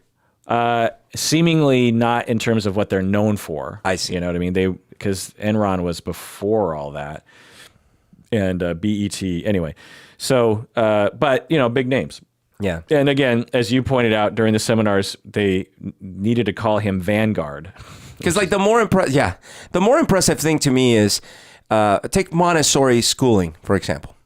Yeah. You know, they have examples of very successful people that were educated in Montessori. Now, of course, you could say, well, there's examples of people that were educated not in Montessori that are very successful. But it's more impressive to me if you say, look, before this process, this person was normal. After this process, that's the person you know now. Then I'm like, okay, that might have been something to do with your, especially if they themselves say, yeah, dude, I totally credit this system over here. And so that's more impressive than just, hey, you know this famous person that was already famous? They joined for some time. Thus is the conundrum of the celebrity endorsement. Right. So people would report that during the seminars there were these kind of odd rituals where they would do these huddles. Mm-hmm. They would clap at the beginning of the seminar. You had to, you know, not disclose what was happening. And what I'm guessing is that at this point, Raniere became kind of intoxicated by what he was experiencing. So if you have issues growing up which lead to the necessity of having narcissistic personality or psychopathy, but particularly narcissism, you need a constant supply of narcissistic supply. And imagine having, you know, thousands of people consider you to be this guru, essentially. Right. And you're able to get tons of money from them and tons of loyalty and get them to do things like clap at the beginning and call you Vanguard. And I'm sure there was tons of times where he would walk into a large seminar and everyone's, you know, clapping and crying about how great he is. Imagine what that would do to your ego, you know, if that's what you needed out of life. Yeah. Because that's what narcissistic people are like, is that because of issues growing up, they resorted early in life to coping with neglect and issues of mistreatment by propping up a false grandiose self as a way of distracting themselves from the pain and emptiness that they have. Feel they have. And they learn that not only do they need to convince everyone else that they're the best person in the room, but they have to convince themselves, because if they don't really believe it themselves, then they're forced to face their emptiness and terror. And it's terror. It's horrible. Like I said about L. Ron Hubbard, when he was forced to face his true self, but when his narcissistic supply was challenged, he would lock himself in a room for a few days and cry out of sheer emotional and ego obliteration, which happens. And I've seen it. I don't experience that myself, but I've seen people go through this. I've been with clients and other people in my life who have had their narcissistic supply or their borderline supply challenged, and the bottom just falls out from underneath them. And so imagine you have those kinds of ups and downs, which I'm guessing Raniere had, but protected the public from knowing about such a thing, because you've become very good at protecting the public from knowing such a thing. And then all of a sudden you're getting more and more supply, more and more people. Well, it'd be very intoxicating because it helps his defense of the grandiose self to have all that supply. Yeah, totally. Which makes the stability of his personality so much stronger and greater at keeping at bay the acknowledgement of his emptiness and inner terror. And so I'm guessing this is what happens to a lot of people like this at the head of cults is eventually you get kind of acclimated.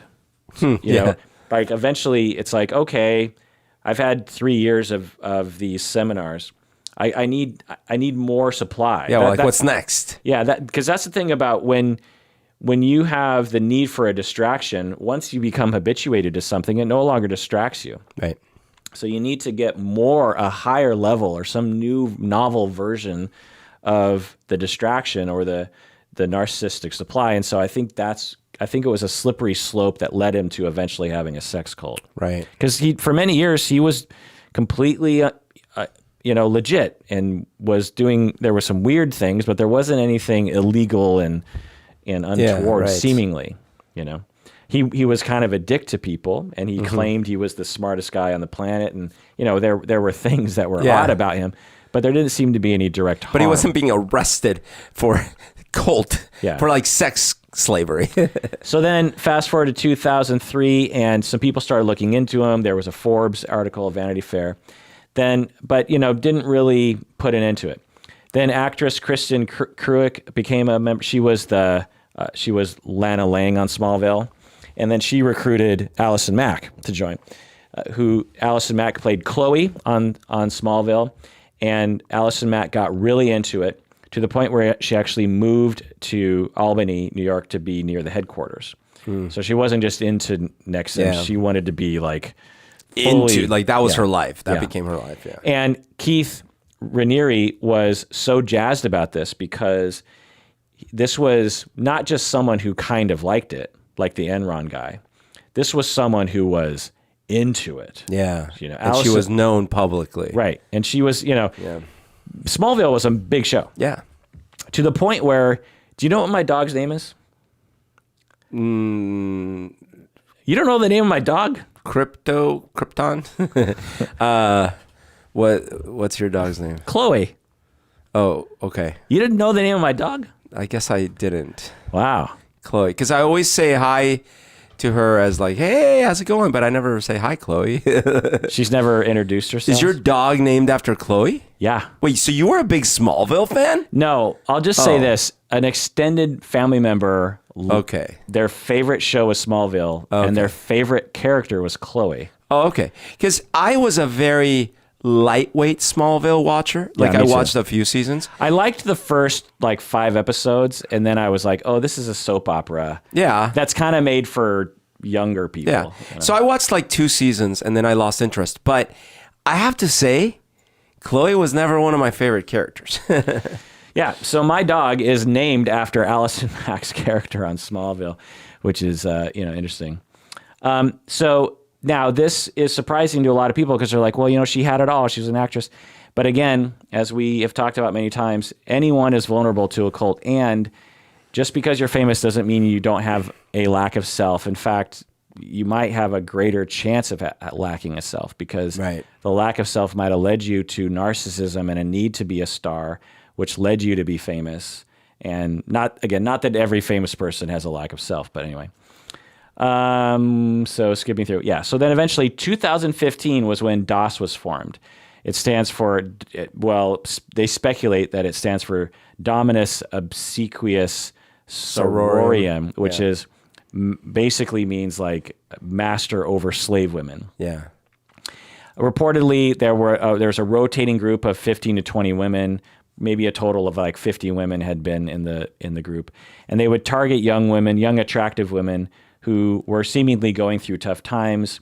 They told them that this is just so interesting to me. They told them, these girls, these young women, it was a secret society, secret sorority that was only women. Yep.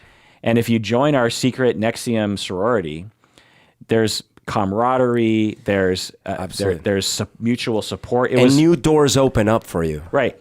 It just seems like if you're being invited into such a thing, Totally. it just seems like, oh my God, sign me up. It's amazing, yeah. I mean, at the very least, it's like, well, I'll check it out. I mean, Allison Mack and like all these other famous people are in it. It's like, well, let's see, you know? So one example, in my tattoo company many years ago, there was, I didn't used to, and now I own it, but many years ago I was just an employee.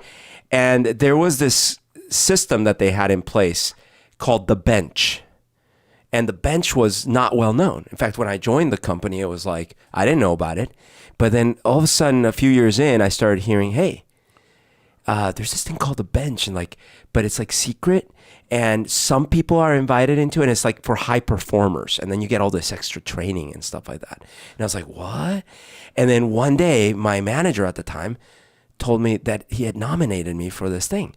Oh my God, I felt so cool. I'm like, oh, I'm invited into like this little secret society, right?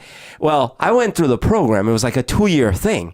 And let me tell you, it was not very helpful, but I felt so special at first, right?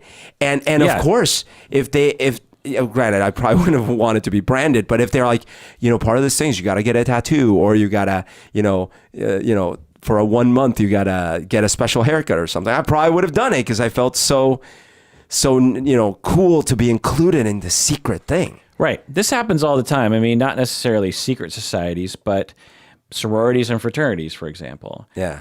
Being in a elite group at your work or something, being a partner, right? Being an associate, being a vice president. A very easy example for me to point to that just popped into my head are the frequent flyer clubs, the lounges. Oh, yes. In airports. And you walk by them, you're like, oh, I wish I was a member. Have you been in one of these? No. Oh my God. So a friend of mine is a frequent flyer, and I went in actually when we were going down to Cuba. And I always thought the way people described it and the way it seemed from the outside, it was like, oh man, this is going to be glorious. It's like free food, free drinks. I'm jealous. I walk by, I'm like, oh, I'm missing out on the good life. It is not glorious. It is arguably, to me, not any, in fact, it's like a waiting area. Yeah, essentially. And there's nothing in there that you can't get in the regular airport.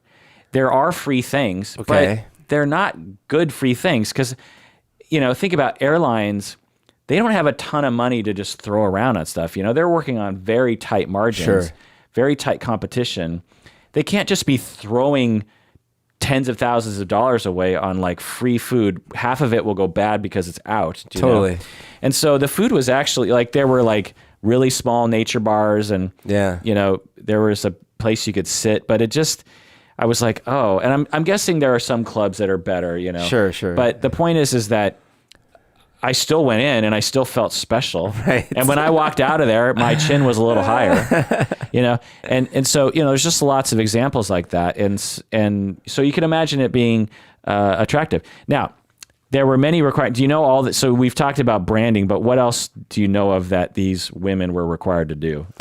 So my understanding is they got compromise on all of them, meaning, they would make sure to have compromising material that could be used against them later. If they spoke out or left. Right. And it was like naked photos, the branding ceremony, and other things too. And like they would be asked to self-disclose a lot of like secret stuff, and yeah. Right, exactly. So they would ask for a piece of collateral every month. And if they didn't give something good, they would pressure them and say, if you don't give us something good, we're going to release the other things. That's so, I mean, imagine how much stress your life becomes at that point. Yeah. Yeah. People would disclose criminal acts that they'd done, like I shoplifted or I did a hit and run one time, So this is, earlier I was comparing the pyramid scheme stuff to like the way the mafia operates, but it is interesting because I've seen a lot of documentaries where they interview ex-mafia members. And one of the things that's very common is they talk about the stress they always felt when they had this regular schedule. They were always supposed to kick back up some money.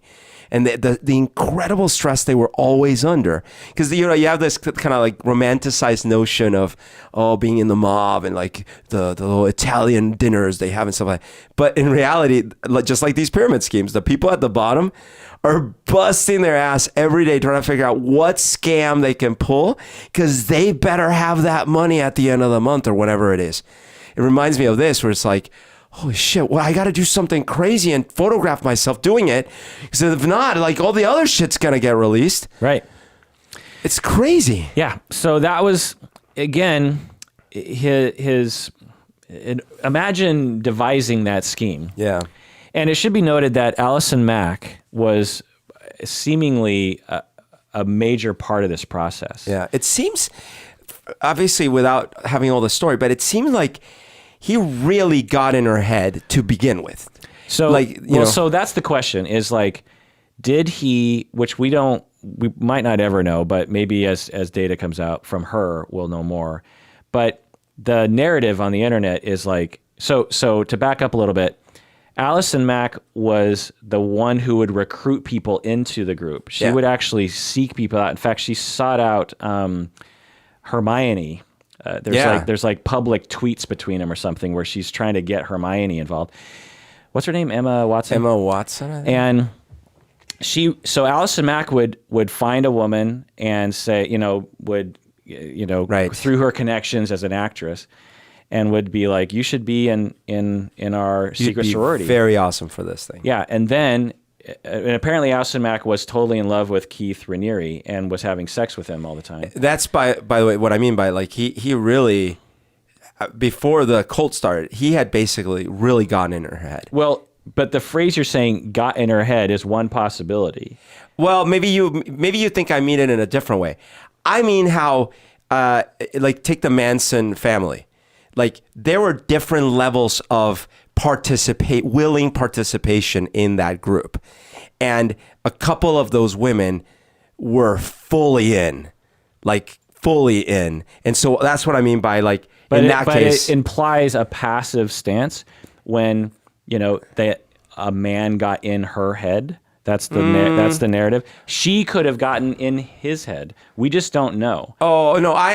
I'm claiming without evidence that he had fully like convinced her of this, right, of his power and awesomeness. You keep saying the same thing, thinking that it's not. Oh, what I'm saying. I thought that you meant that I might have been meaning that he had like mind controlled her. Well, something. you're in that direction, but I'm not. I'm saying, so I'll use a different phrase. He had like wooed her or something. Like you keep. Maybe you're not understanding what I'm saying. I'm saying the spectrum of language you're using is he affected her. Clearly he did. But you don't know. We don't know that. She moved there. She joined full, clearly. That narrative is very, is biased based on a number of issues. One is he had power and she didn't. So it seems like she wouldn't participate meaningfully in that. And that could be true. The other is that he's a man and older, and she's a helpless little woman. Well, I mean, the narrative that he sold her and everyone else in that group. But we don't know her motivation. It will come out. It's totally possible that 100% he influenced her, brainwashed her. No. See, that's what I'm not saying. Brainwashed. Well, or much lesser than that. Yeah. Influenced her. It's also very much possible that she went into this quote unquote willingly and might have ingratiated herself in, because she became basically she became the secondhand person in this organization. She became a very powerful person. Okay, here's what I don't believe. And it'd be really hard to show me evidence that would prove this. That Allison Mack, for at least a few years ahead of this, had this desire to join some cult that she could get to the top of and convince the top to create a sex sorority. No, I don't think so. Right? But it's a narrative that is possible. And again, it's not likely, but it's totally possible. She learns about NXIVM. We know that. She loves the seminars. She meets Keith Raniere and finds him to be compelling and actually benefits from his guidance. She falls in love with him. She has a relationship with him, romantic and sexual, that she finds to be mutually gratifying. Fast forward 15 years or however long it took, 13 years or something for the sex cult to begin.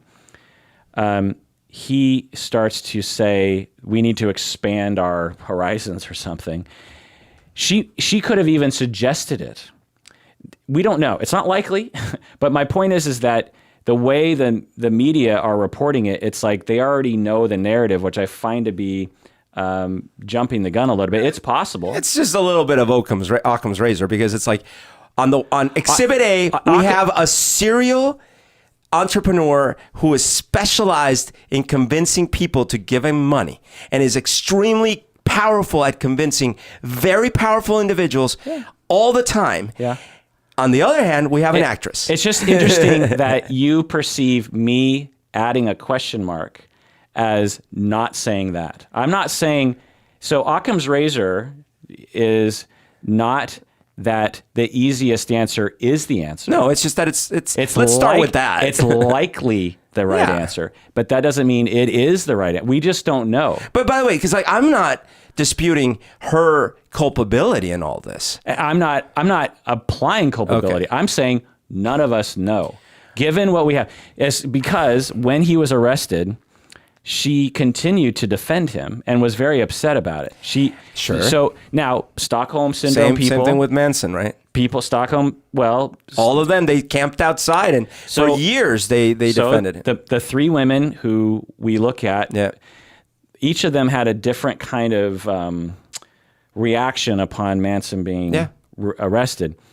And some of them, I think one of them from my memory, seemingly was just as much as a psychopath. Yeah, I agree. Okay. In all the interviews, it's like, okay, you are a psychopath. Right. Now, it's hard to tell because we're just watching interviews on the internet. But Allison Mack, out of all the people who NXIVM had attracted, it's possible that Allison Mack was just as much of a sadistic psychopath or just as much problematic or just as much like needy of some kind of organization like this as he was. But I would have said, and loved it just as much as he did. Sure, but I would have said the same statement about that one gal in the Manson case. That still, it was Manson was still the person, the mastermind, and so it's possible. I'm not saying that's not true, Right. Berto. I'm just saying you and I do not know the answer to that question until I'm guessing 5-10 years later from now. There's some interview with Allison Mack where she convincingly tells the story of how she got into it. But there's some line, like for example, it is possible that the Hermione was actually the one that started all of this, and that to cover her tracks, she faked some text message. Like this is possible, but that's extremely unlikely. Yeah, right. But it's not extremely it's unlikely. Not as unlikely that the other story that what a wonderful logical argument, bro. I'm just so convinced. Well, there must be a line, right? Like there's a line, and you're saying you're comfortable keeping that line blurry where what you're bringing up. I'm saying you just like to jump to conclusions. I get it. Well, I'm saying that in my mind, even the little available evidence we have, my money would easily be on the NXIVM dude. My money would be Raniere. too. This is what bugs me about people when I talk about question marks. Yeah, if I had to put money on the line, I would bet on that too. Yeah. But what I'm saying is, I don't fucking know. In the same way that if I bet on the Super Bowl coming up, I don't know who's going to win, but I have a guess as to who's going to win. Especially if the odds are extremely likely of something happening. Yeah. That still doesn't mean you know what's going to happen. Sure. We have a very high likelihood that Allison Mack a good portion of her motivation was because of coercion in general, and fear, and Stockholm syndrome, being sold a line, and then just kind of lost herself in it. It's happened. There's many cases of it happening. The Hirsch woman, what was her name? The newspaper mogul. The Hertz. The newspaper mogul's daughter. Hearst. Hearst. Yeah. Whatever her name was. There's many cases of it, and it gets a little fuzzy because it's like at one point is it willingly going over, and what point is it? It's there's no way to know for sure. But the point is that I'm raising a question mark because people are stating it not as, in all likelihood, Allison Mack was Stockholm syndrome. They're saying 100% Allison Mack was Stockholm syndrome. Well, that's not what I'm saying. But that's what the media is saying. Yeah, that's not what I'm saying. And when I say I would question agree mark, with you 100% on that. That's not a conclusion we can make. Okay. So we finally got there. That's why I felt that my phrase was Yippee, incorrect. hooray, hallelujah. Getting in her mind does make it sound like Stockholm syndrome. That is not what I meant. I meant and I don't want, because we could just restart the whole thing. Sold a wonderful story that was enough to get her to be so into this thing. Yeah, but again, without just to put a fine point on it, women have agency. To some extent, given society's situations. And when women can decide to do things, they can step up and say like, ooh, I like this. That can happen. And it's not inconceivable that this is what happened. Again, there's a lot of evidence pointing in that direction. We'll put this one to rest, but I think we agree more than we realize. Is that true, do you think, Bert? I think that's true. Yeah, and all you listeners out there who get a little sweaty armpits when me and Berto start fighting, you can rest easy that we just said we basically agree. So the requirements for this sex cult was they had to have sex with Keith like almost every day. Or at least oh my God! They had to be available to have all sex. of them. No, because like a harem, right? Because you don't. Because I'm sure he wanted plausible deniability. Like, I'm tired. Yeah. They had to take a cold shower every day for some weird reason. They had to exercise a certain amount, and they had to fast, I think. Yeah, they had to be super skinny. Yeah. And they had to provide one piece of collateral every month. And his philosophy, by the way, was that women by nature are monogamous. Right. But men by nature are polygamous. Right. And all they got to do is point towards evolutionary psychology claims. Exactly. And this is something that if you go against, you're going against the laws of nature. Yeah. And it causes problems. And I think part of the thing is like, this causes imbalances for you as a woman to go, it's like. So, yeah. And so it wasn't just the sex cult. There was all these messaging around self-improvement and, the typical things that he would have had previous and probably things that actually were helpful. I'm guessing. I don't know. But so the women were tricked into showing up for the first meeting. Yeah. And I heard one woman's account where she walks in and then she's like, what's going on here? And then all of a sudden these women grab her, strip her, and hold her down while she's being filmed, and they brand her. This brand, all you have to do is look on the internet. There's several of these pictures of these brands. Crazy. And it's supposed to be Keith Raniere's initials. And Allison Mack. Right. But in that, Allison Mack allegedly had designed the symbol to include her initials as well. It wasn't. Right. So that, and again, lends itself to another indication of like how much. Oh, she is guilty of sin, man. But maybe not, because if you're scared for your life or for your career, why design your initials secretly? I'm just saying it's a question mark. I'm not going either way in this direction. Well, I'm going some way. We don't know. But here's the thing: does that mean that in that moment that was, or maybe was it that even to show up to the meeting they had to provide some sort of collateral already? I don't know. Because wouldn't you run out of there and go to the media immediately and sue the shit out of them? Well, I think one woman did, like, from my memory, there was one woman who went, for that first kind of situation. Yeah. And was like, immediately something didn't feel right to her. Like the fact that you're being forced and branded? It was before that. Oh, okay. And she was like, I don't want to be a part of this. And there was a ton of social pressure for her to stay. Like people were like, no, you got to stay. She's like, no. I think I'm done. I think I want to go home. And there was kind of a back and forth, and she started getting more and more scared, and she actually got out. Okay. And she was like, man, what was that all about? Like, they didn't brand her. She never knew, and then later when it came out. I'm curious about this story that you just told about the previous one, where the woman shows up, and she's like, oh, what's going on? And then they surround her and get her naked and brand her. Right. So I think it was, there's a lot of social pressure in those moments. It's not like I don't think with the women, they just jumped them, you know what I mean? Yeah. Because they might run away. There'd be like already sort of a pre-indoctrination. Right. They get in there and they're like, welcome to the sorority, and you've got it. So one of the things is you got to do this thing. It's like a frat initiation. Right. And we've all done it. And, they probably showed theirs. Right. And it hurts. But, when you're in, you got to do it. And this is an interesting cult test, is that there's a lot of these, in a lot of the cults that I've studied, there's a lot of moments like this where it's like, well, it's a litmus test. Yeah. And there's several other litmus tests leading up to it, because you really only want one kind of human being in the cult. Yeah. In this cult, what he wants is he wants young, attractive, super thin women.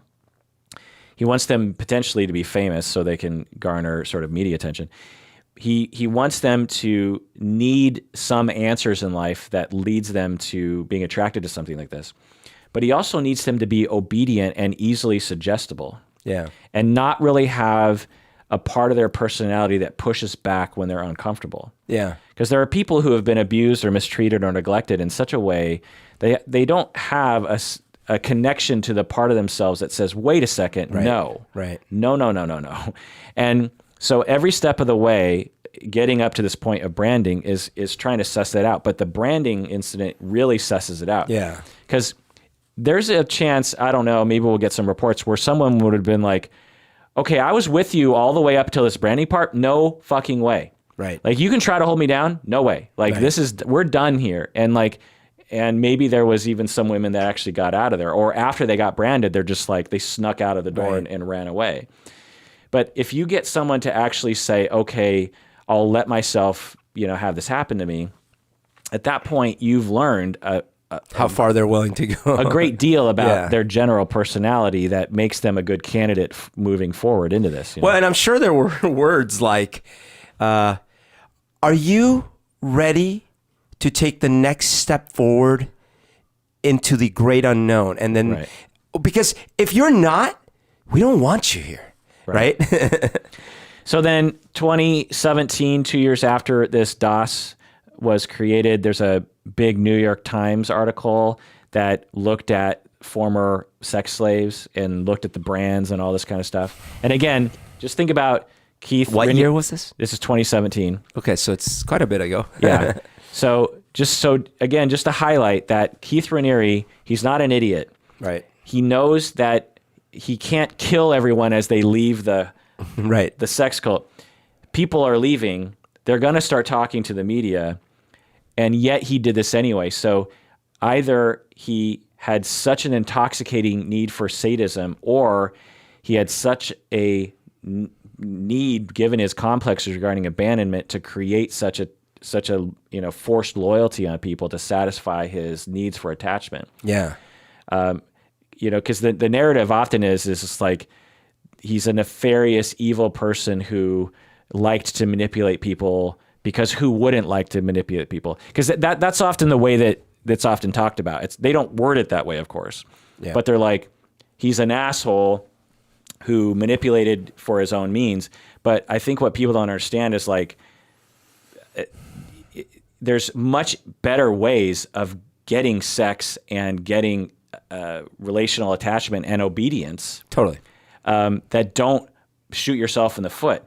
People like Donald Trump, people like Bill Cosby, people like Logan Paul, because of their condition, they shoot themselves in the foot all the time because their personality quirk or problem is a compensation for something deeper and more painful. They need to resort to this thing in spite of the consequences. Right. It's insane to believe that anyone that gets to a certain point of power, given the chance, would do this. Right. It's like when, sorry to bring it up again, but so Jordan Peterson brought up that Sam Harris is a Christian deep down inside and they said, but why? Well, he's not robbing, he's not raping, he's not killing. So he's clearly acting as if he's a Christian, right? It's like, wait, this is the assumption that if you don't, that the only thing stopping a quote unquote average human being from killing and raping and murdering, the only thing is whatever their belief system is at the moment. That's not healthy. Is Sam Harris an atheist? Yes. Oh, okay. Yeah. But the only reason he's not killing, raping, and murdering is because actually deep down inside he's really a Christian. Interesting. So fast forward to the next year, the authorities are starting to close in on Keith, and he flees to Mexico with some of his female sex slaves. And shortly after that, he's arrested and indicted. And there's actually a video of this, and the women are very upset that he's being carted off. By the way, did they release any of the compromise? Do you know on any of the people that started coming out? Did they release any of the what? Compromised material, like the stuff they had. Oh, I don't know. I don't know if that came out. I never saw news items like. That's interesting. Yeah. Allison Mack was also arrested and indicted for sex slavery as well. And so again, it just raises all these questions. It's like, why were the women following? Right. Was it because of Stockholm syndrome? Totally possible. Did they actually like him? Right. Or were they scared of the blackmail from NXIVM? That seems totally possible as well. He's not a particularly gorgeous man. Yeah, but look at Billy Joel, Christy Brinkley. He's a famous, powerful guy. Anyway, did they like the power? Because, up in those upper levels, they probably had more power. Another thing I thought of was, were they scared of the police? Because after a certain point, once you're in this sex cult, you're like, wait, we're all doing illegal things. Yeah. Am I going to get in trouble? It's... Yeah, right. Yeah, then you're in on it. Right. So it's hard to say. Now, Allison and Keith face 15 to life. Can you imagine them being in life in prison? That'd be pretty... I mean, the guy's 60, you said? Yeah. That could still be, 20 years. Yeah. Of course, they claim that everything was consensual, which is ridiculous. Oh, sure. It's like, yeah, slavery was consensual. What? And many other people were also arrested, including, I believe, if I read right, Claire Bronfman, age 40. She gave $150 million over the span of 6 years to Keith. What? Yeah. 150? He was very good at convincing rich people to give him money. How much money did he have? Lots. That is insane. So again, when you look at that, you're like, he's getting paid to do a certain shtick, and so he kept doing it. But she is the daughter of the billionaire who owned Seagram's, the Canadian. Oh my liquor. God. And I think she got arrested too because $150 million. Yeah. So, let's look at... Hell, if I had $150 million, I'd start a sex slave thing. So in conclusion, I just want to say that when you have millions upon millions of people who are lonely, lack meaning, are worried about being abandoned, are having trouble finding a group of people. I mean, think about how many people are out there wishing they had more friends. Yeah. Think about how many people are out there alone on their computers every day and have no one to hang out with, really. Right. They don't have any meaning in their life. They're working at a job that they don't like. No one thinks they're funny or interesting or attractive, or even if they do, they don't really feel good about themselves. Yeah. And someone comes along and says, I have all the answers, I guarantee you. Then along comes a woman. And I will be there for you, and these people will be there for you. And let me prove that. Come by to a meeting, and you come by to a meeting and you're scared. You don't really know what's happening. All these people come up to you and say, I'm so glad you came, and please keep coming. You're a great person. You deserve it. We love you. Right. We support you. Let's hang out tomorrow and go to a movie as a group. Let's do this. Let's be together. It is a wonderful thing. That's a positive thing. And there are groups that do this in a positive way. There are church organizations that do this. There are student organizations that will do this. There's Dungeons and Dragons organizations that will do this. And so it's totally on the up and up. But if you have a leader who has quote unquote evil intentions or has this broken personality that needs a ever escalating narcissistic supply, then upon handing yourself over to these groups, you run the risk of going down this slippery slope of being controlled and harmed. Yeah.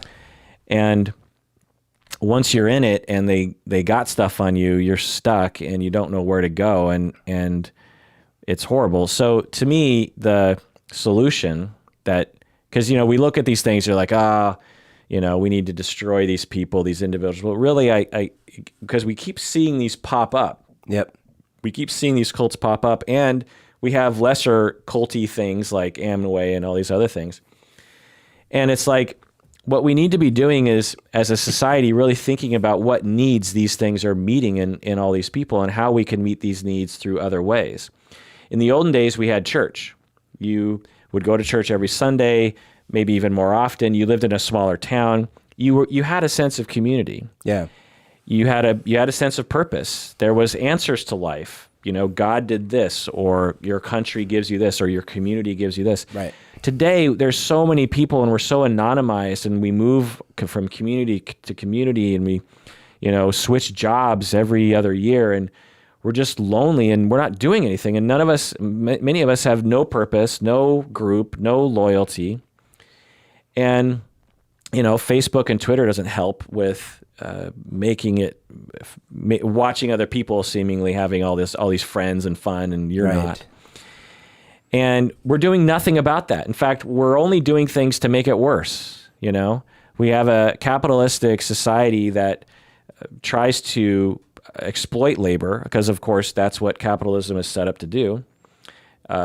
Stockholders, they don't say this explicitly, but they want you to exploit your labor force. They want you to pay labor as little as possible, give them as little options as possible, right? Pay them enough so they don't leave. But, if all of us corporations pay the low end wage jobs people little enough, then they don't really have anywhere else to go.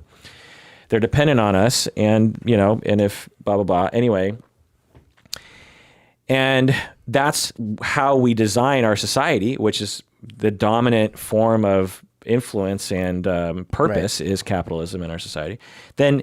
And you have no other overarching powerful organization that says, let's look at the holistic situation of society and people here. Yep. Yes, capitalism has some nice things about it.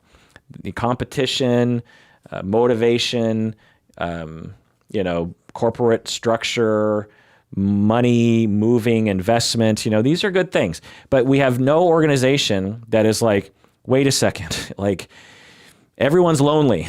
Everyone feels meaningless. No one has fun in life. How are we going to create this for everyone and not have a nefarious goal in mind, just pure altruism, or even just the desire to create a society that elevates itself, less crime, less problematic parenting, or less neglect of children, less likelihood of cults happening, less likelihood of, incidentally, mass killings, because I would suspect that this effort would I don't know what to do exactly with this, but I'm just saying it's no wonder that our society has symptoms like this. What do you say, Berto?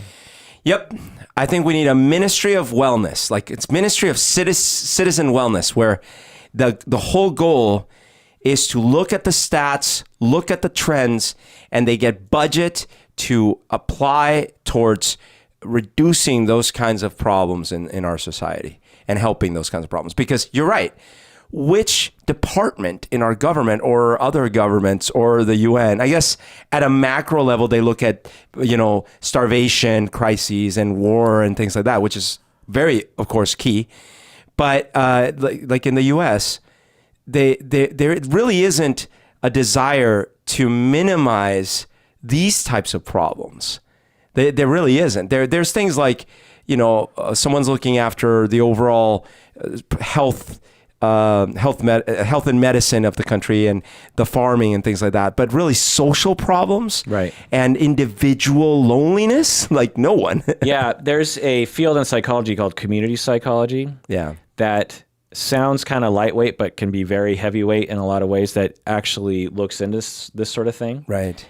And well, I won't go down that rabbit hole, but they know about this sort of stuff and they study it and they look at it.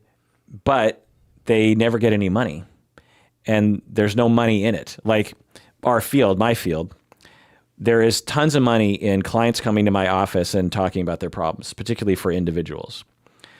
But, there's no money for a neighborhood to come to me and hire me to help with their community cohesion or their sense of safety in that community. Like insurance companies aren't going to pay for that. The government isn't going to pay for that. But if one of those people, if all 50 of those people want to hire me for individual therapy for whatever reason, any depression, anxiety, stress, anything like that, the government and insurance companies pay for that. Wow.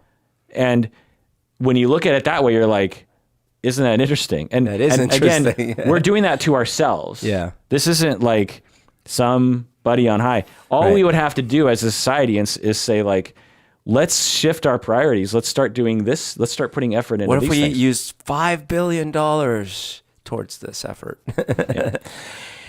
All right. Anything more, Alberto? Yeah, I'm starting a new I won't call it a secret society, but it's like a little club. It's called SOS. If you want to join it, contact me. It requires you getting a special tattoo. But other than that, I'm sure you'll enjoy the secrets I have to teach you. Well, that does it for that episode of Psychology in Seattle. Tweet Berto at Psych0Berto, Psychoberto, and you can inquire about his wonderful opportunity. That does it for that episode. Thanks for joining us out there. Please take care of yourself because you deserve it.